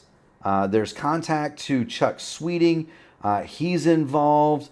You see the purple machine of Sweeting. He's spinning down the back stretch. I mean, it's clear that Liam Anderson just got into the left rear of Brian Sharp there. It is indeed. Let's watch it from the perspective of the teddy bear, Ted Craven. We're on board with the number 30. We'll see what he sees. We'll get on the nose, actually. Wow. And I hate that for Brian Sharp. I do too. I hate it for Chuck Sweeting. Chuck Sweeting's been fast tonight, and then if there was just a driver in this series that I want to see have a good finish, it is Ted Craven. Honestly, Ted Craven has just been up against it in so many events, and so another tough situation for Ted Craven as well. He has, and he's such a nice guy. But for Brian Sharp, he is.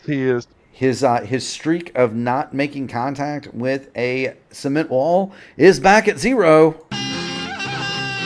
Watch out for that tree. George. Poor Brian Sharp. He gets to hear the music one more time. We're going to get back up front.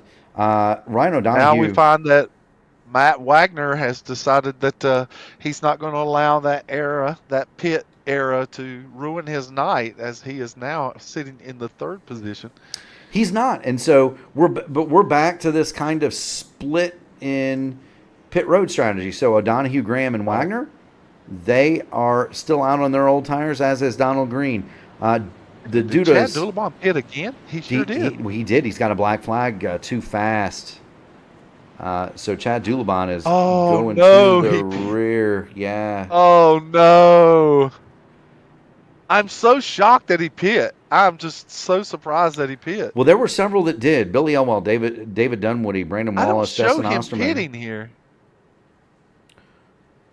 I don't show him pitting on this particular caution. He did. He had the black flag, which he has answered, and that has come away.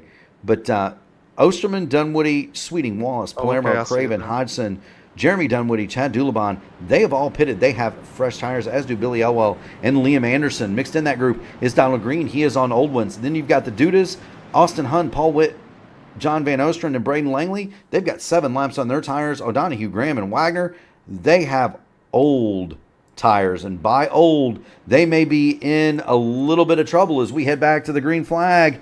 Graham on the outside. O'Donoghue on the inside.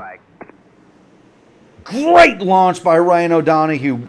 It appears as though Keith Graham might have spun up the tires a little bit. Wagner's going to try to block the Dudas, but he can do it getting down into turn one. He'll keep it there. He'll keep it there. He's going to close the door on him, but now Jared Duda does have a little bit fresher tires as he comes off of 2 and gets on the inside of Wagner going down the back stretch. Yes, he does. Duda is going to make it to the inside of Matty Wags. So we're gonna score Jared Duda in second. Wagner's going to try to fight back on the outside. Meanwhile, the 70 of Jan Van Osteren, he gets loose, and we're about to have a mess coming down the front, Sam. Oh, and Jared Duda makes a big dive into 1 and 2 here, and he'll make the pass clean on Matt Wagner, and Matt Wagner has 2 by 2 behind him as they continue to battle it out for the 4th, 5th, 6th, and 7th position. Well, the saving grace for Wagner is that Keith Graham is on the same tires as he is, and Keith Graham is hanging very, very, very tough into very tough on that outside line. So Wags is almost able to use. He's almost able to use Keith Graham as kind of a pick. It's certainly working to his advantage, especially considering that Austin Hunn has been fast a lot tonight, especially on the long run. So Austin Hunn's just trying to be patient and work his way up through these drivers as well. Paul Witt, who was in an incident earlier, is now up here racing again here. Oh, and Billy Elwell gets into Austin Hunn. They're sideways on the front stretch. Liam Anderson has nowhere to go, gets into the back of Austin Hunn, and now he spins down the front stretch into the infield. And we are under caution again. So here we go. Just as I predicted, this last stage was going to prove to be interesting and exciting because these drivers, the gloves come off late in the race here. Yeah, it's utter chaos. There's Paul Witt. He makes the dive down to the bottom of Keith Graham. Meanwhile, Billy Elwell and Austin Hunt, they make contact. Both of those trucks get sideways. And there is going to be absolutely nowhere to go for Liam Anderson. Hun trying to save it, boom, and he ran out of room to save it. Liam Anderson clouts him in the rear. Other trucks take evasive action into the grass. Hard contact for both Anderson and Austin Hunt. Caution is back. Yeah, you see, Austin's really running a tight line coming off of turn 4 there, and Billy Elwell is under the impression that he's going to drift a little higher up the racetrack than he actually did, and so their doors come together, and it just sends Austin Hunt out of control, careening down the front stretch. Yeah, Liam Anderson, of course, has nowhere to go as Hunt's trying to save the truck. Yes, he is. So severe damage to the rear of Austin Hunt. He's going to come down pit road, but there are going to be several trucks that make their way down the pit lane. Ryan O'Donoghue, Keith Graham, Liam Anderson, Chad Dulabon's back in. Jared Duda, Matt Wagner, Jim Duda, Paul Witt are all going to stay out. Well, we're just getting within a 25-lap window here. There's just running out of laps where you can make up time through the field. Because even if you have fresher tires, it's going to take you a little bit of time to maneuver through traffic to make your way to the front. It's going to be very difficult, especially with the preferred line being on the bottom. You have drivers like Keith Graham, who's been running that high line all night long and been taking advantage of it for himself in the first 20 laps of a fresh tire run. But it's certainly hard for these drivers to think that they can make up that kind of ground from 10th or 12th position. Really, it would be very surprising if they can. Because now Jared Duda is back up front, and Jared Duda has been the class of the field when he's got clean air on the nose of that truck. Yeah, but he's also got one of the oldest and wiliest veterans he'll find lining up next to him. Now, the thing is, you look at the 13 on the tires for Duda, and Witt, the 7 for Elwell, Osterman, Sweeting, and Wallace, Dunwoody, Palermo, the 0 for O'Donoghue and Graham. That's all well and good. However, right, and there's always the however, Sam, the more caution laps you have, the more it negates that advantage, because Matt Wagner has been able to cool his tires now through at least 2 or 3 caution cycles. And so while he does have a lot of laps, a lot of those laps are under caution, and they're not high stress. he's also able to cool them down. And while they're cool, they've got grip. So he's going to be fast for a couple, 3 laps. And he might only need that. The tires on his 17 may have equalized with those of Duda, and Witt around him. And I don't know that Osterman and that crew with 6 laps fresher tires and all of those laps almost being under yellow. Yeah. I don't know that gives them a huge advantage at this point. I really don't either. It's just going to take a Herculean effort to be able to work your way up through the field, even with fresh tires, especially as aggressive as the field is getting here late in the race, because we have drivers that are hungry. They want to have a best finish that they can have. And so now we're getting ready to go back to green flag. And Jared Duda has been getting great jumps all night long, and once again he does it, and he timed this perfectly with Jim Duda, and they both pull away easily in front of Matt Wagner going into turn 1. Yes, they do. The Dudas, they've got Wags timed up, and they've got past. So Jared Duda first, Jim Duda second. Matt Wagner has a boatload of trouble coming from Paul Witt. Meanwhile, Justin Osterman, full send to the inside of Witt. Excitement goes on to the inside. He and Paul Witt are going to do battle one more time. Oh, and now we've got a truck spinning on the front stretch again. It looks like was he may have Langley. saved it. They haven't saved it yet. They have saved there's it. one on the infield. There is no caution. No caution. It's Braden Langley is where this starts. He gets a little help there in turn 4. He gets a little help from Rhino Donahue. Just the ever such slight contact, and it sends Braden Langley around, and then John Van Ostrand has nowhere to go, and he is torched as he collides hard into the back of Braden Langley's truck, and both those trucks are heavily, heavily damaged. But they did keep them moving in the right direction, and that's right, which is what kept the black flag from coming out. So Braden Langley, the caution flag. Yeah, Braden Langley continues on the course. John Van Ostrand has the meatball. He must respect that. So he'll be coming down pit road. Meanwhile, Matty Wagner continues to run third. He's holding off Paul Witt. Witt is all over the back of that 17. He's going high. He's going low. Meanwhile, that Toyota in third place is about 19 lanes wide. Ooh, now we... Was that Brandon Wallace that we saw back there? It was. There's Brandon some Wallace contact. Wagner gets it. a shot. Witt has to slam on the brakes. Meanwhile, now that gives Justin Osterman a chance, and Osterman is not afraid to take the chances. He's going to go deep into turn 1 here on the outside of Matt Wagner. Yes, he is. Look how close he hugs. He hugs the outside of that Matt Wagner truck as they come down the backstretch. Big run by Justin Osterman.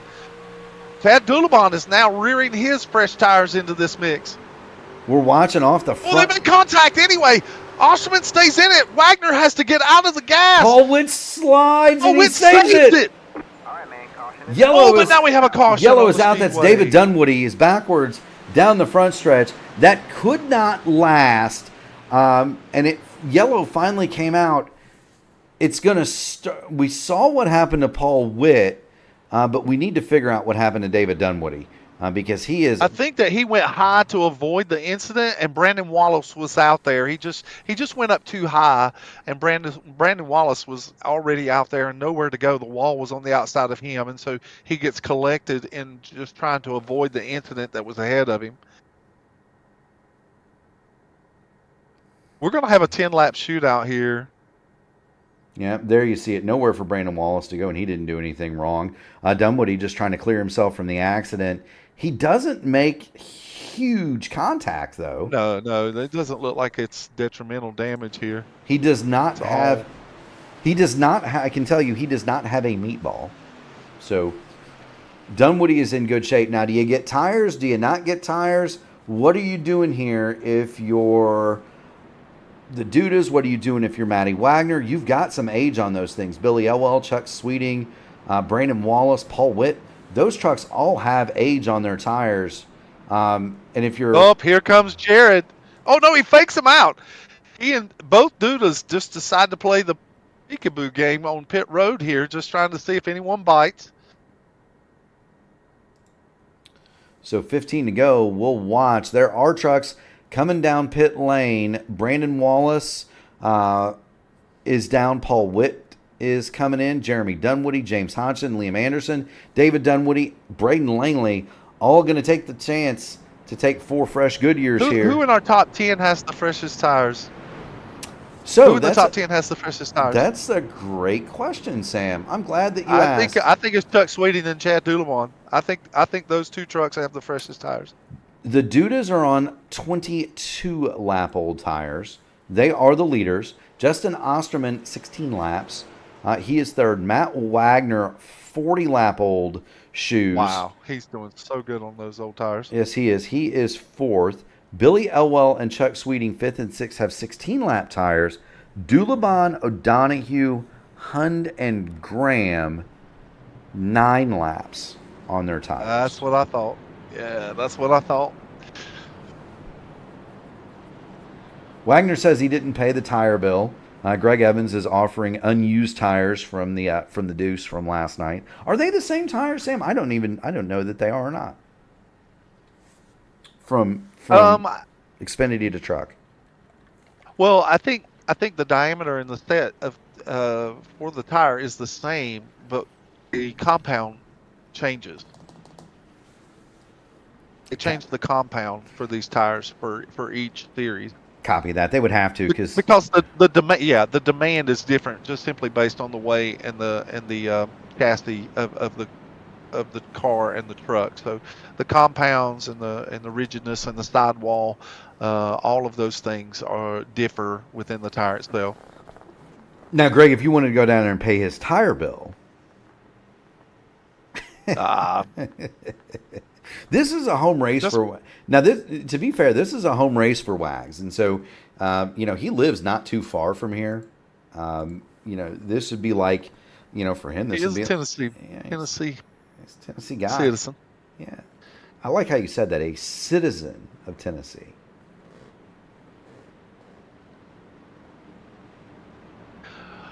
Well, they have not been anything short of what we expected here in the last stage. There's going to be a little over 10 laps before we get the green flag as the trucks are all lining up, coming to the start-finish line. The pace truck is now turned down to pit lane, and Jared Duda has quite a lead here. Jim Duda is trying to close it up a little bit, but Justin Osterman is going to stick as close as he can to Jared Duda here. They get a big jump going down the front stretch.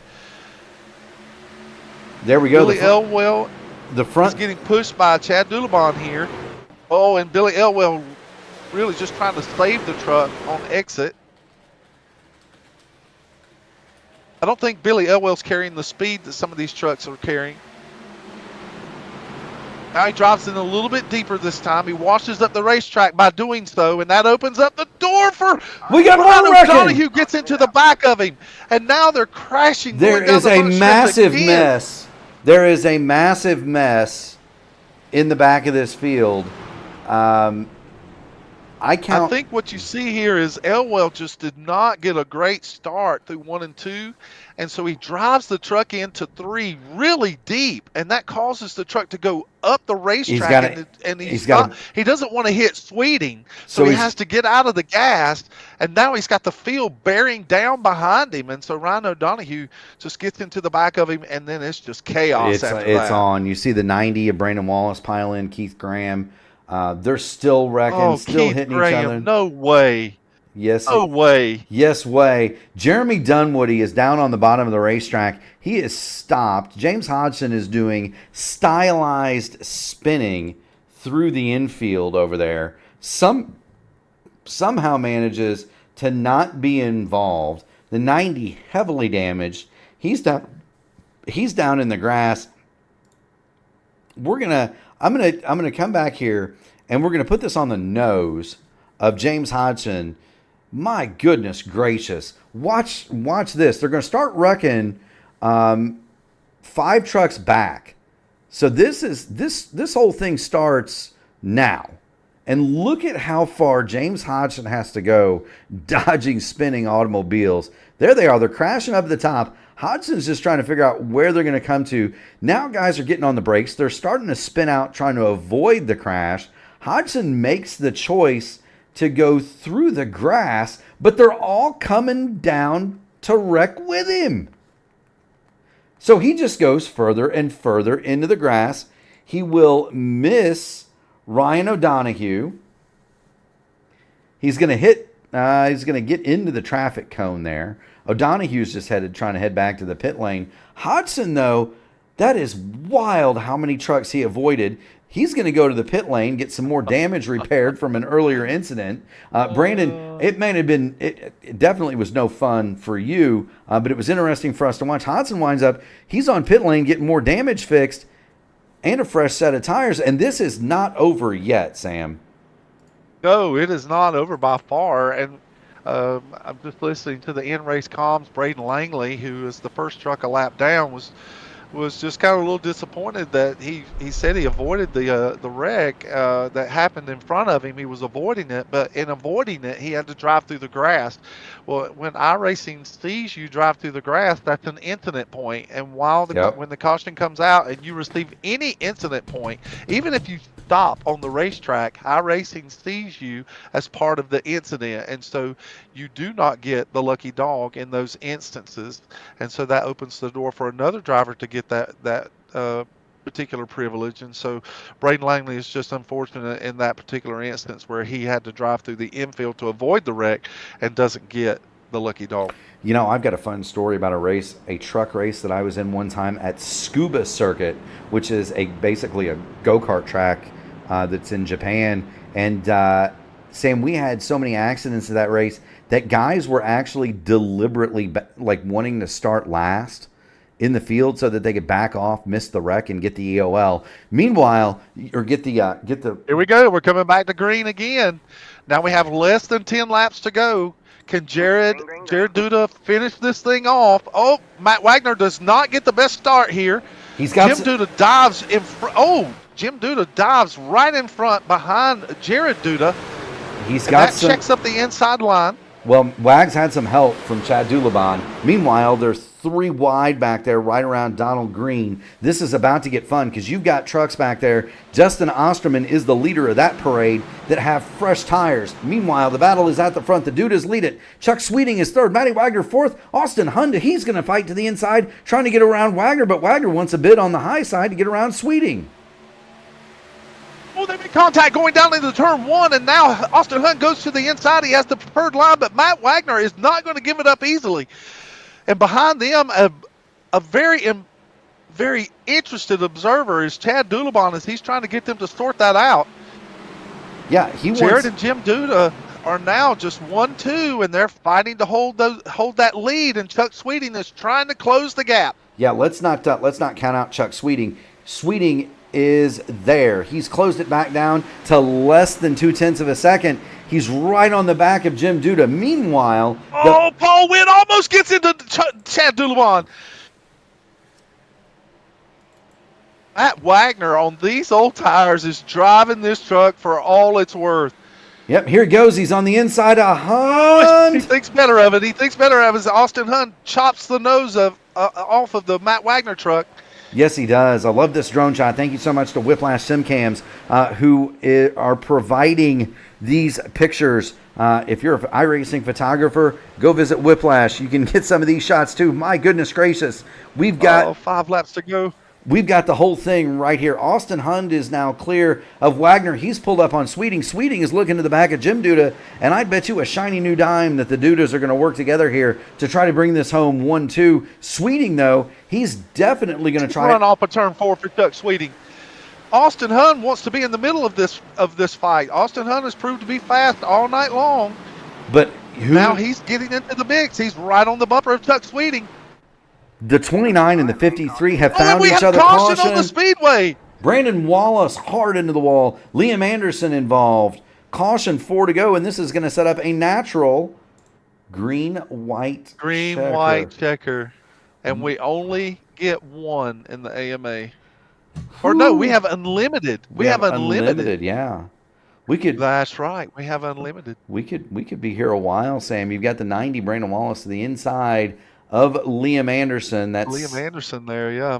And that looked like a little bit of net code there. It might have pulled those two trucks together. Oh, no, I don't know. I want to be generous. I understand you're trying to be as correct as you can, but I don't know. It looked like they just kind of met in the middle there. Well, a little bit of net code maybe. If we look from the cockpit of John Hutchins, let's look from his cockpit and see, because Liam has a handful of that truck, and then it looks like Brandon Wallace wants to try and get as high of an entry as he can, and Liam Wallace is out there, and so they make contact going into turn one. Well, Anderson hit the wall on the front stretch, so he's coming down the track, and he's still trying to save the truck. You can see from John Hutchins' cockpit that he's still trying. He's working on trying to get control of the truck again. Yes, he is, and there they finally make contact. I don't know. We'll let the fans at home be the judge, and then poor John Hutchins right in the back of Liam Anderson. Meanwhile, back at the front, Sam, how many more of these can Matt Wagner survive, and how much fuel is in that 17? That is now you are. I think with the caution laps, I think we're still okay on fuel, and then you have several drivers that. You have several drivers that actually pitted later, and so I don't think that fuel is an issue here. I wouldn't think it would be either, but you never know, Sam. You never do know. I don't think tires are really going to help you on a green-white checker after these tires cool down. I think the front runners are going to be able to maintain at least enough speed so that they can finish this race. Matt Wagner's dropped down to fifth, as I think if I'm not mistaken, you had said that Austin Hunn and Chuck Sweeting are drivers that have fresher tires than the front two trucks of the Dudas, and so those two trucks will probably have the best advantage of trying to make an effort at catching these two trucks. Yeah, Jared Duda has led the majority of the laps tonight. He's proved to be the class of the field, and so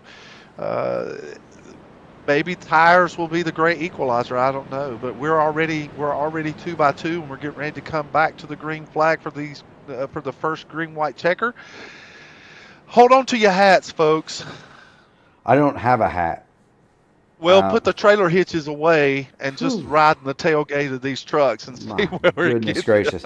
So it's 35 lap tires on the Dudas. Chuck Sweeting, 29. Austin Hunn, 22. Matt Wagner, 53. Paul Witt, he's on row 3. Him and Justin Osterman, Mr. Excitement, 6th and 7th. They've got the newest tires, but they're going to have a long way to go in a green-white checkered situation. And remember, fans, we get to do this as many times as we need to.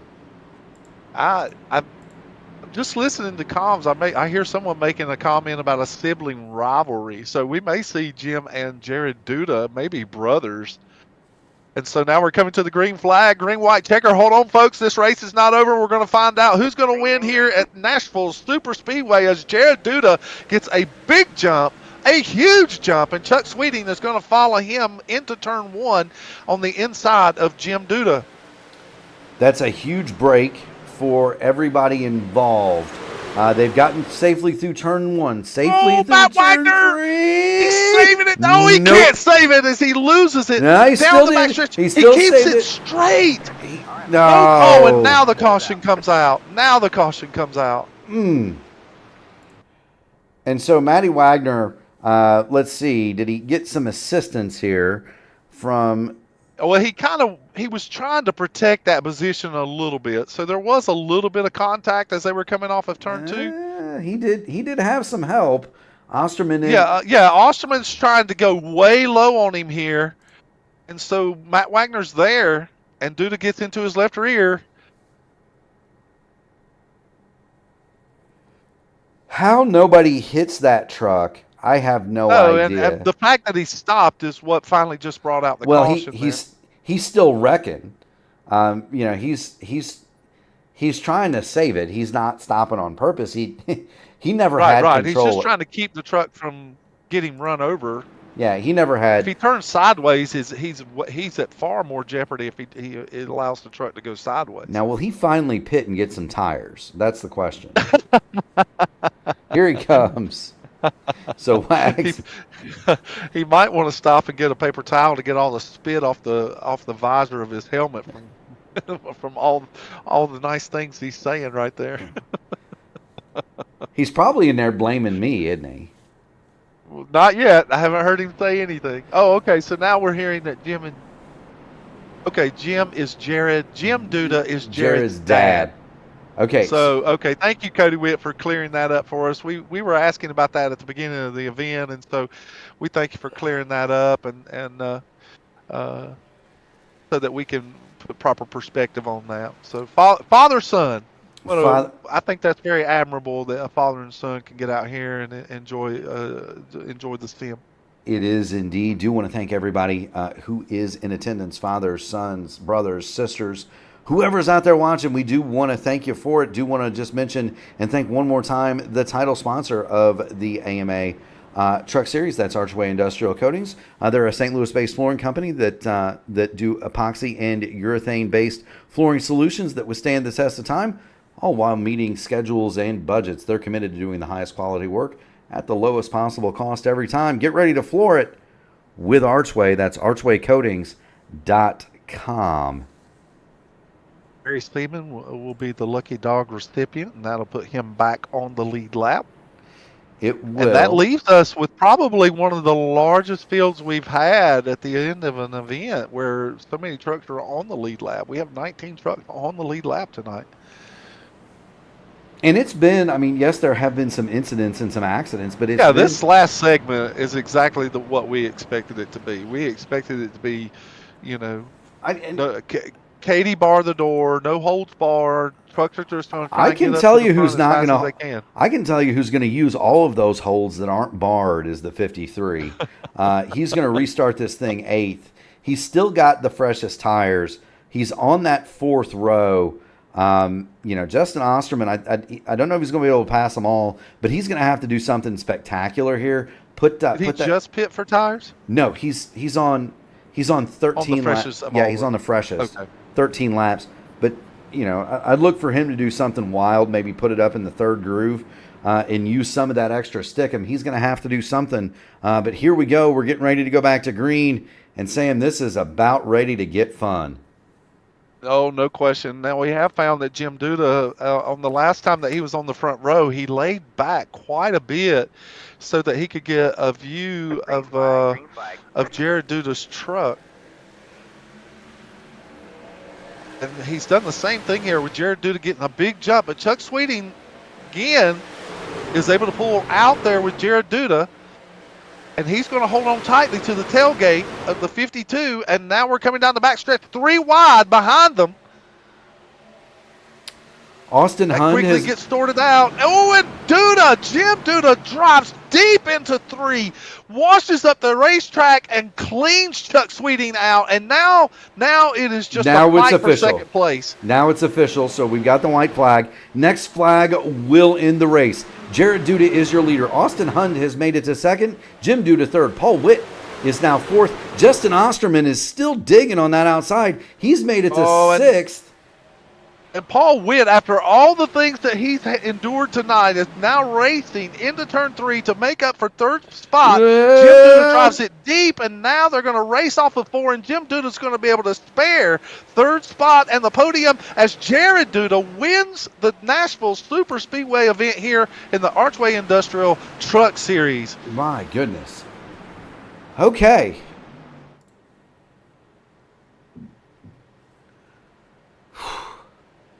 Okay. Interesting.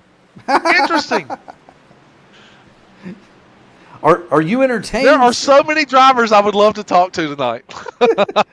Are you entertained, Sam? I surely hope that people.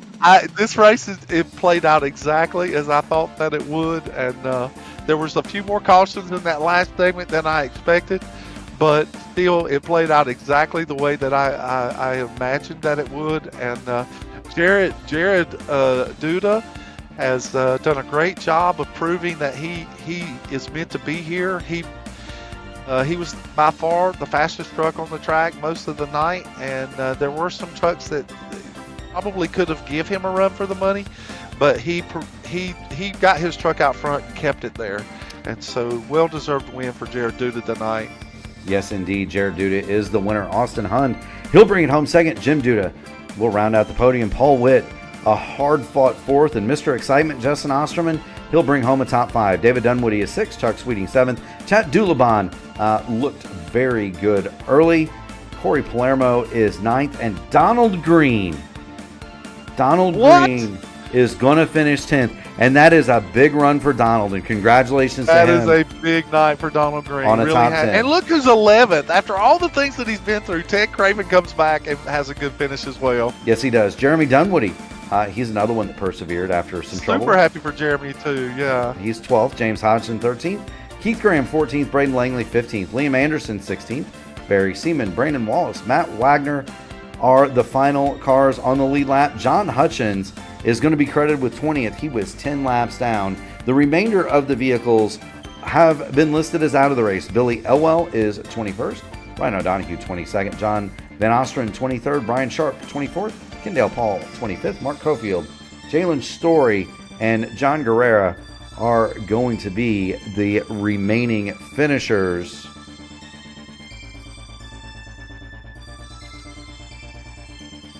Whew. That was interesting. I really do want to go down and just have some chats with some of the drivers. I'll tell you what, you're going to get your chance. If I was an infield pit reporter, I would be out of breath running from car hauler to car hauler. Well, I'll tell you what, we've got one of those drivers in the P1 broadcasting booth. Sam, Jim Duda's joined us. Jim, you got Mark and Sam in the P1 broadcasting booth. You got a copy? I do, Mark and Sam. How you doing? We're well. here and we are highly entertained. Sam, take it away.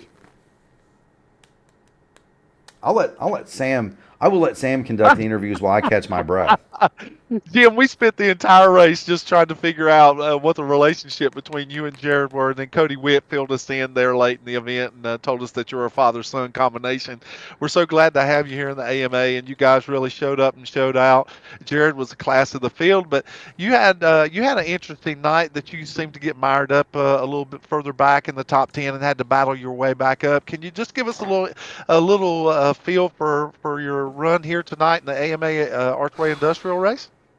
Yeah, it was a tired deal tonight. You know, I had a hard time saving. I was burning my right front off, but I'd run good for the first 25. You know, late in the run, and then they slowly catch me. So the second run or the last run there, I only took 2 tires. I figured 2 tires would keep me a little loose, which it did. And this Ford Performance F-150 hot rod, man, it did its job tonight. You certainly had a good run. We there in that last green-white checker, you stuck it deep into turn 3 there, and was able to manage to get a podium finish. It's usually our custom here at P1 Broadcasting that if you make the podium, you get to do your shout-outs. Is there any friends, family, or sponsors you'd like to mention tonight? Yeah, the 75 truck, man, I jumped on the radio, and I apologize. I threw it in there deep. I got him. I ran him up the track. But no, I'd like to thank my wife for letting me do this. Paul Witt, teammate of mine, Jared Duda, another teammate of mine, and Ford Performance. Yeah, that's about all. I appreciate you guys and AMA Truck Series and letting us run here, and I just apologize for anybody I pissed off tonight. Well, thank you so much, Jim, for joining us in the interview booth. Go celebrate with your boy. Keep going fast, Thanks, having man. fun. Yeah. Guys Great have job a good tonight, night. Jim. Yep, you guys do a great job as well. Thank you. You're more than welcome. That is Jim Duda. He is your third place finisher tonight. For the thoughts of second place, we need to find the Luke Mansky performance driver, Austin Hund. Austin, you're bringing home second. Did you have anything for Jared, or was he long gone? Maybe if we would have had a long run, I was catching him that one long run before the end of the second stage, but with all them short runs, I didn't have anything for him. Austin, it was clear that I was watching you closely during the race, and it was clear that on the longer runs you really did have a fast Chevrolet Silverado. And I was just a little curious: is that in your strategy, were you trying to save tire in the first two stages early on so that you could make those runs? But if you were, how do you get it into your head that you're going to make up that much time because you're falling 4 and 5 seconds back of the leader when Jared is getting out to such a big lead? Honestly, I just my brain will not allow me to drive the tires off these things when they got fresh tires. I don't know. I cannot run qualifying laps when you get a fresh set of tires on. So, and it ends up working out in the long run in 90% of my races. So I just keep rolling with it. Well, it certainly worked for you tonight, and I personally thought that you had enough truck to catch Jared if you only had a couple of more laps. I think that you could have given him a run for his money there in the end, but you just ran out of laps. So it was a great run tonight, Austin, and it's certainly good to have you back on the podium. Thank you, sir. Yeah, it was fun there at the end.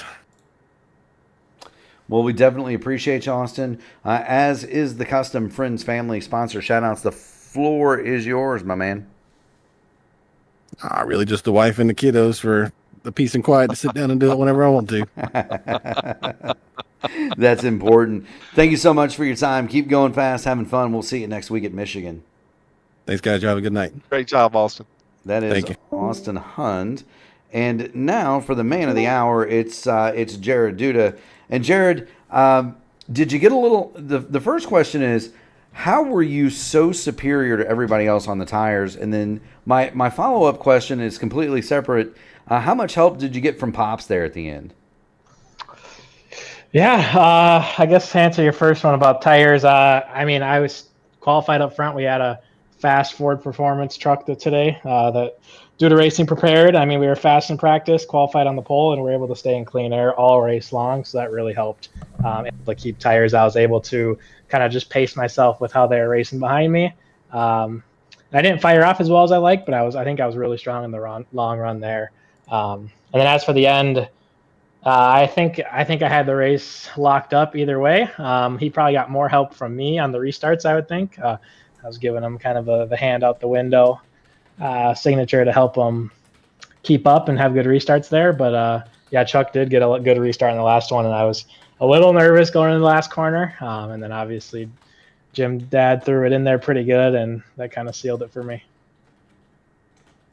Well, Jared, it was easily apparent tonight that you were the class of the field. It just didn't seem like if any other trucks were running comparable lap times later in the runs, they were just so you had already driven off to such a definitive lead that it would have been impossible to make up that kind of time. But what goes through your head when you have that fast of a truck and you've got that great of a piece under you, and then you're pitting later in the event, and you know that you have 4, 5, 6, 7 trucks ahead of you that have older tires, and you have to make your way through the field? What's going through your mind when you're thinking about that? Yeah, it's definitely stressful on late race yellows like that. You don't know what's going to do or who's going to do what. I figured with that amount of laps, I was able to come down and I'd be good for the rest of the race. So it definitely messes with your mojo a little bit when you're out front in clean air all race long. I didn't have much pack racing or racing behind guys in dirty air all race. I wasn't really used to it, but little newer tires gives you that advantage, and I think I was able to cut them up pretty good there. A couple of yellows also helped me out, but we were able to kind of dice through them and come out on top. Well, the concrete is certainly your friend. And then I have one more question for you, Jared, if you don't mind. I just on a personal note, can you just give us a little insight about where your heart and your mind is, knowing that you're out here and you're doing this hobby, and right there behind you on these restarts late in the event is your dad? Yeah, no, it's always fun. I recently just moved out, so I used to be sitting next to him doing this as of like about a month ago. So now cross country, it's still nice to be able to be in Discord and do some with him on the weeknights or Friday night, Saturday night, do some iRacing with him, especially when we're both running well. It's I was really hoping for a 1-2 and coming to the line side by side, but we'll take a first and a third for sure. Thank you so much. You had a great run. Yeah, thank you so much for joining us, Jared. As is the tradition here, friends, family, sponsors, shout-outs. The floor is yours, my man. Yeah, I just want to thank Duda Racing. They put together a great Ford Performance F-150.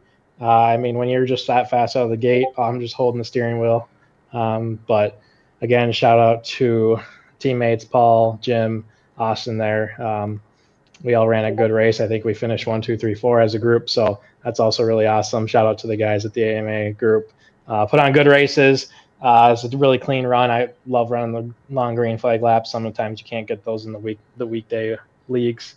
And then you guys as well. I'm excited to go back and watch the broadcast.